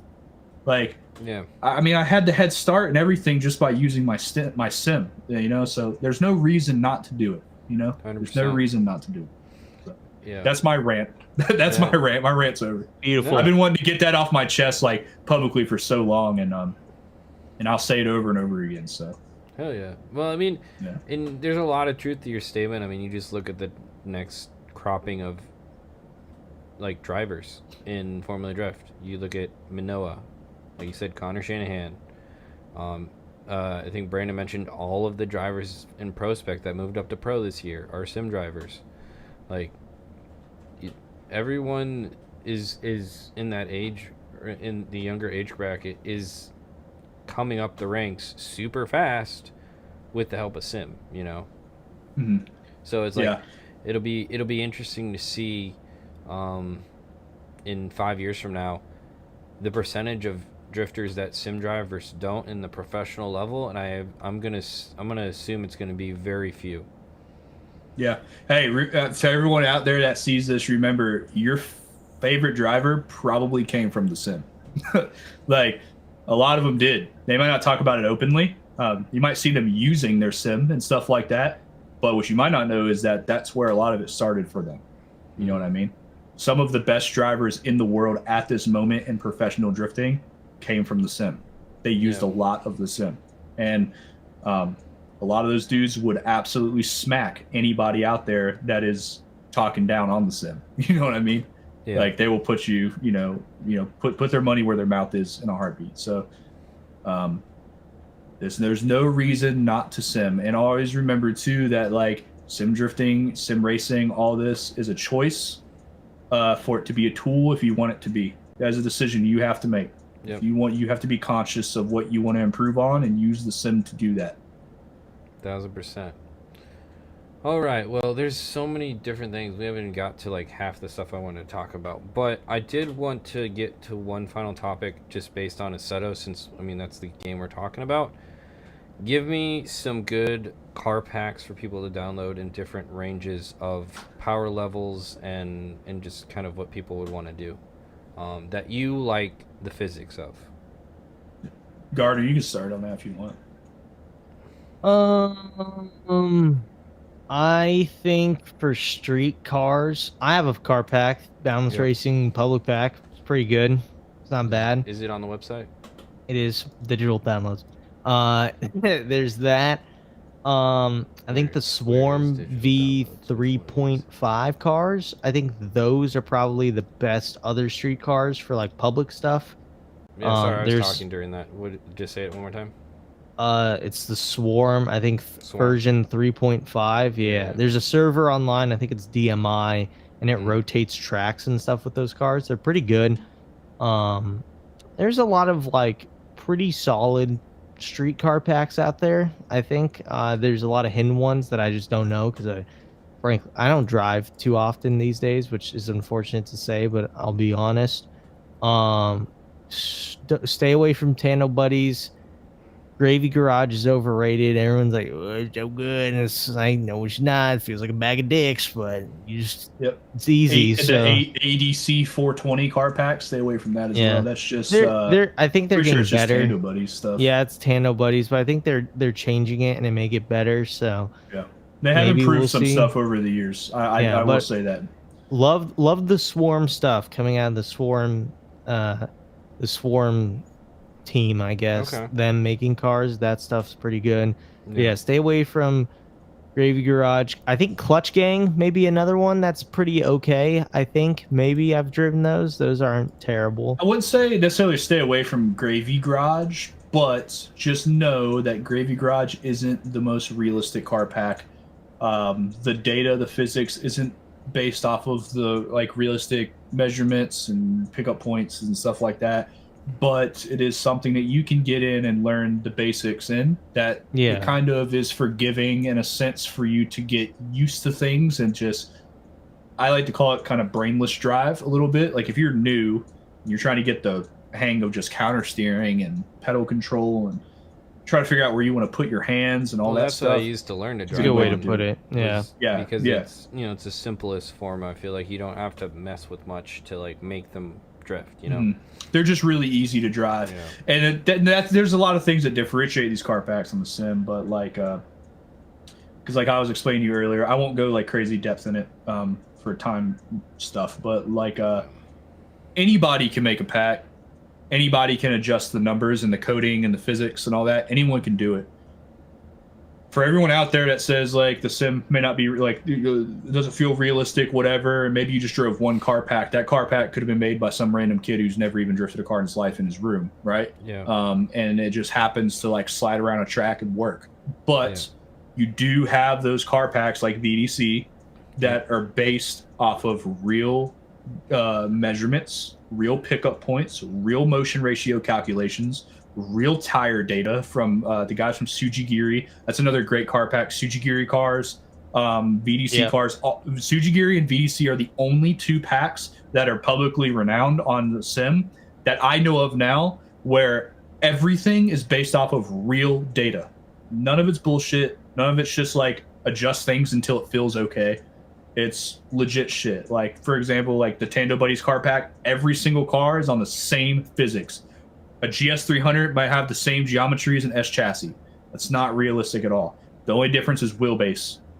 And then probably like engines and shit like that too. Yeah. But you have to just watch out for car packs. It's hit or miss. Anyone can make a car pack. That's the beauty of the set of Corsa sim we're in. Some may be realistic, some may be not. And that's something you kind of just have to figure out. But the two for sure are Sujigiri and VDC. Those are the two I recommend the most. VDC, go to that for your high power, crazy stuff.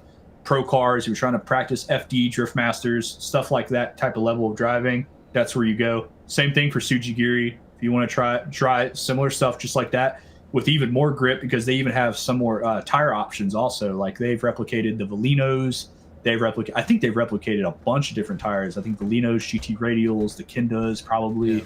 And a bunch of other stuff. They've replicated the data of all these tires in the sim, and you can have access to that. And they also have stuff that's more lower power and more Pro-Am-esque.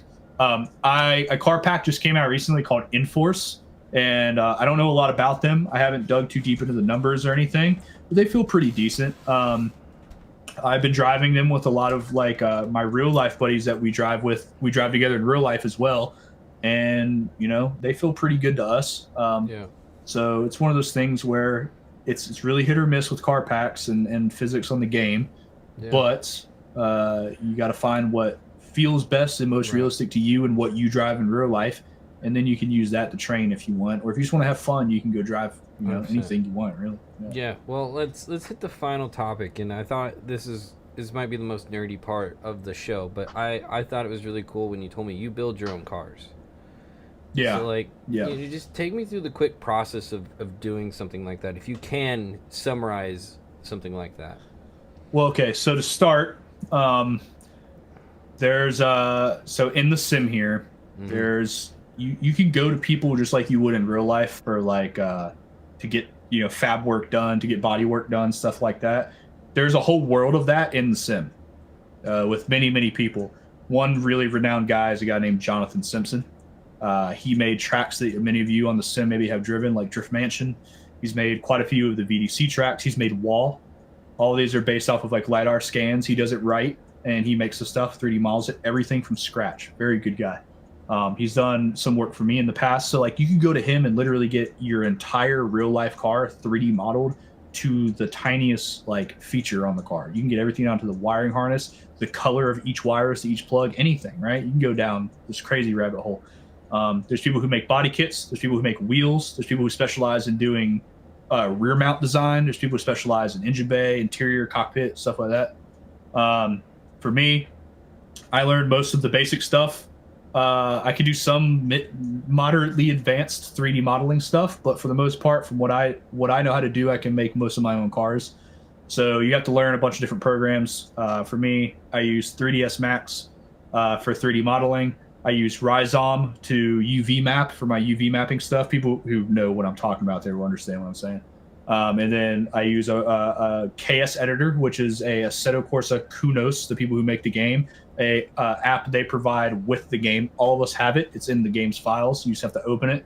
KS editor is where you apply textures to the car and all that stuff. So like when you make something, it's just blank.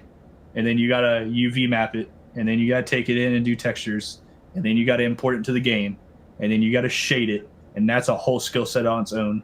And then you do things like extensions and this and that, yada, yada, which is like the cherry on top. Essentially, you have to learn about 5 programs: Photoshop, Blender, 3ds. Those are 2 options. Yeah. One of those. And then Rhizome to do UV mapping properly. And then KS editor and stuff like that. So yeah, you learn all that stuff, and essentially, like, I can find a base model of, let's say, an E36 that someone had 3D designed themselves. I can purchase that off of them if I wanted to, and I can get. I could go to someone completely else and be like, "Hey, I got this car. I want fenders on it, or like a full body kit." And they're like, "Okay, I'll do it for this set amount." They'll 3D model that, and then you piece the car together. You essentially build the car. Now that's really deep advanced. Not everyone does that. Some people just go to a guy and say, "Hey, make me this," and pay them $300-$400, and they make them this vehicle, and then it's whatever they wanted, right? But I like to do my stuff myself because I like to be in control of the things that represent me in my driving, and the quality of what I am driving on the sim. I want to represent, myself and what I like to present myself as on here. So yeah, it's cool. You can if you are a 3D modeler out there or anything like that, there is a community here that will pay you to do your work. So if you want to be involved in that, you can always come over here and find work and stuff like that. If you want to make car parts, whatever, you can sell CAD designs, all kinds of shit. Yeah, you can do all kinds of stuff. I guess one thing people were asking, popular place to find a lot of these car packs you were talking about, Vossen, I think, was brought up. Yeah, Vosan. For your VDC stuff, head over to their Instagram, and they have a link tree, direct links to all their car packs and their tracks. Sujigiri as well. To find those things specifically, they have their own link tree, their own Discords, their own Instagrams. Okay. A lot of these other car packs, though, you'll find on Vosan. You have to dig pretty deep into them and search. There's hundreds, if not thousands, of car packs. So some are old, some are new. Drive whatever you feel like suits best for you. But yeah, Vosan. And I think that's there's a page that popped up on Instagram called Gripped Up Mods. I think that's what it is. Have you seen that, Gardner? I've seen Gripped Up Mods? Yeah. He's been doing some cool stuff, whoever they are. I don't know who they are, but they I think they did something like Car Pack of the Week and Tracks of the Week, where they kind of like shout out cool shit, like cool car packs, cool tracks that they think you should try. And if you want to like kind of get like little updates on that stuff, that's a good way of doing it. Yeah, they seem pretty cool with what Yeah, they're they got a doing. cool little thing going on there. I really like it. So All right, one yeah, sec, that's let pretty me much throw it that's all up. we use. These guys. Yeah, I think it's them. Yeah, they kind of like they're in tune with what's going on with like the sim drifting community, and they kind of like throw out stuff that's like just dropped. Like, hey, they're like, hey, this pack just dropped, give it a try, or hey, here's some cool tracks, stuff like that. So Yeah, I should look at that because I mean, so for those that you don't know, I do a little tandems with randoms on Thursdays with just friends, and like last week we drove Mid Pond as like I thought it'd be kind of fun to drive yeah, the track that Clutch Kickers was driving, and drove 2 hours on the BDC server, just driving with friends, and it was a lot of fun. So my goal with like Thursday night, I think, would be to go highlight some really cool places that people make and go drive them, yeah, and just yeah. have some fun with that and kind of show people some new tracks. And this might be a good way to go about that. You should definitely check out a guy named Perma, Perma. Got a Patreon and stuff. Yes. He makes some cool shit, man. He made the entire Ebisu complex. You can drive to each track there and like experience kind of Ebisu for yourself, Yeah. like in your own house in your sim. Like that's fucking cool, man. Because a lot of us Super drifting cool. or Yeah. we dream to go to Ebisu, right? So you can get your first taste of what it's like to go there and drive around each track and just enjoy it. But this guy makes all kinds of shit. Yeah, all kinds of stuff. Yeah, there's Really a good lot stuff. of cool Patreon stuff out there. Yeah. Yeah. I think support another big thing, those people. Yeah, support those people. They don't ask for Mhm. much, and they put a lot of hours into this. And if it were to be like a job, like their payment per job, like up front, most of these people don't even make back. So Right. Like I to put that into perspective too, like the whole content manager, this whole interface that you use these days to operate the sim that all of us have and you're gonna have if you download the sim, it's called Content Manager. One guy made most of that. And his Patreon, I'm pretty sure, is $1 a month. That's it. And Yeah. this is like full like game develop, like he pretty much made the game a whole nother game by doing this. Like it's unbelievable. So like support those people in the sim world. These guys, like they make this stuff. Yeah, it's $1. That's all he asks. And that's fucking cool of him to do that. So like shout out to those guys and definitely support the people that keep the sim drifting stuff up, which is those guys that like to give more than they ask for in return. 1000%. No, it's cool, man. Like there's a lot of really cool elements, and I don't know much about it. It's honestly still relatively new. I guess market for me, and just I met a lot of really cool people, and I think someone mentioned it. I think you mentioned it as well. You get to meet the people that you drive on the sim a lot more than you would in real life out at events, and that's kind of the fun part. Is and you get to share track time with some of maybe your heroes in drifting too, which is really cool. 100%. So it was really a good time having you on, man. Like you were very well spoken, able to put it in layman's terms, because let's be honest, there's some really techie side to the sim drifting that I feel like is going to scare a lot of people off. But if we're able, like the big thing on my end is like, and it's the same thing with like drifting as a sport in general. If you're able to easily be able to explain what you're doing, have very concrete things, not rules that are very gray, FD, and have that be very concrete and easy to understand, you're going to get more people involved that are going to join or want to be involved in the sport, or at least want to watch it because they understand and they don't need a freaking encyclopedia knowledge to like understand all of the nuances of what's going on, And so that's it's the same thing with sim drifting, setting up a sim. Like the easier you guys are able to make it, and make sure people can find that community, to make it accessible, because it's just going to grow. And like in terms of video games, like going and driving like a real car in a sim, it's like not much beats that in my opinion in terms of video games. I mean, I like to play stuff that's not driving as well, but like when you're out and about and you got your full rig set up, and like tandeming with friends, like that, not much beats that. Yeah. Yeah. Time spent with friends in the drifting world on and off the track, still drifting, is really good. Like always just having something to do with your boys, right? Like you go to the track and drive, and you can go home that night and keep driving, right? And go to tracks you guys maybe dream of going to, or you're saving up to go to, or whatever. You can get those, experiences, and they're cool. I met some of the coolest people I've ever met in my life, and some of my good friends in real life come from the sim. Like it's a really cool community of people and stuff like that. So now there's the ugly side, right? There are people out there Welcome to gaming.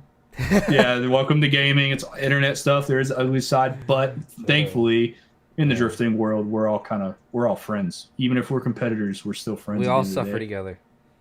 We all suffer together. Yep. Yep. Awesome. Well, I want to thank you a ton for coming on, man. It was really Thanks for having me, man. Cool to hear Thanks for having about me. all the stuff that's been going on, and I'm glad, Brandon, you were able to make it. I know it was a busy day, so thanks All for jumping good. on. I think this was kind of exactly what we wanted to do. I wanted to give people some options, especially for the off season, because you should be, if you don't have a sim, it should be something that you should really think about, just on the money saving aspect overall. Like if you want to drive or have a car, like it's so expensive to drive. Like I think I did 6 or 7 events this year. It wasn't that, I mean, and I'm on the cheap setup. Like I go through basically one set of tires an event, and Same here. I didn't break a Yeah. whole lot. So I mean, I did break some stuff, but not like serious things that were expensive, and it was still like not cheap. And and I'm still trying to run the business and do my other stuff, but it's like it's a lot of time and effort. And the other thing about sim drifting is you don't have to go anywhere. You can do it on a weeknight. You don't have to. It's not a 3-day trip to go drive an event. You're literally at home. No matter the weather, Mm-hmm. you can always drive too. Rain, So- shine, snow, whatever. It just makes so much sense from a logistical standpoint of time management and just money management to have something like this. And like you said, that way when you sim drive a bunch, you're not wasting your time learning things at the track. Oh man, it kicked them. I apologize. They will come back on sooner rather than later, I hope. Oh, there they are. Made it through almost the whole show. That's what you just I was said. just saying that. Oh man, my bad, but it's all good. I just want to say thank you again for coming on. And Brandon, you got anything going on that people should know about, other than your website that's right here? Maybe you should plug that. That's about it. Boundless Racing. Go check it out for all your sim racing needs. Besides that, no. Hope everyone's doing well. And everyone goes and follows Zach. He's a cool guy. Yeah, that's about all I got. So Yeah. Zach, what do you got cool going on? We have the first round of Virtual Drift Championship starting up yeah. December 13th. So Cool. our sim drifting season is about to kick off officially for 2026. And then, yeah, I'm driving in real life. I have something cool possibly in the works to merge real life drifting and sim drifting into one with someone very special and very cool to a lot of you out there. Hopefully that works out. There's no for sure's yet, but hopefully that works out. And then I'm maybe we rooting can for it. maybe we can squash some theories and stuff like that, and maybe set some records straight doing that, and give you guys a positive educational outlook on sim drifting and real life drifting, kind of like what we did here, but on an actual physical level on track driving. So yeah, I mean, that's really about it. I'm going to try to hit more events, make my way more up and down the East Coast, possibly with my real car. So if you see my car anywhere, come say what's up, talk some sim drifting with me, and take you for a ride along or whatever. If you guys ever see me out there in the real life doing the skids. Doing the skids. Yeah, no, it was like I said, great having you on. I was just gonna quick throw the old Instagram up. Yeah, where's your that car? is me. There's your car. Yeah, that is the It's a one. beautiful fully E36. built, bought and fully built. Not fully built as in the car's fully built, but fully built of what I've done to it to this point, all from Sim. Every single thing that's gone in that car has came from Sim. It also looks very nice. I appreciate. Thank you. I appreciate it. I appreciate it. I appreciate the sedan part too. I'm a Yeah. lucky sedan. I wish I had a coupe. I know. All sedan owners wish we had coupes, but I just tell myself I like the sedan. Okay. Yeah. But they're it's a cool. beautiful car. And yeah, so go check those guys out. Honestly, great time having you guys on. I have a video coming out tomorrow on putting a standalone on my car. You may have seen, people may have seen some videos on doing the standalone from a Linky ECU side and then the Gem Sport side. So this is going to be from my perspective and putting a standalone in my car and kind of what I'm getting out of it and the whole point of doing that. So that video is going to be dropped tomorrow. So that's the next DDM RL video that is coming on Thursday. We're going to do more tandems with randoms, have some fun. I haven't decided what track we're going to go on yet or what cars we're using.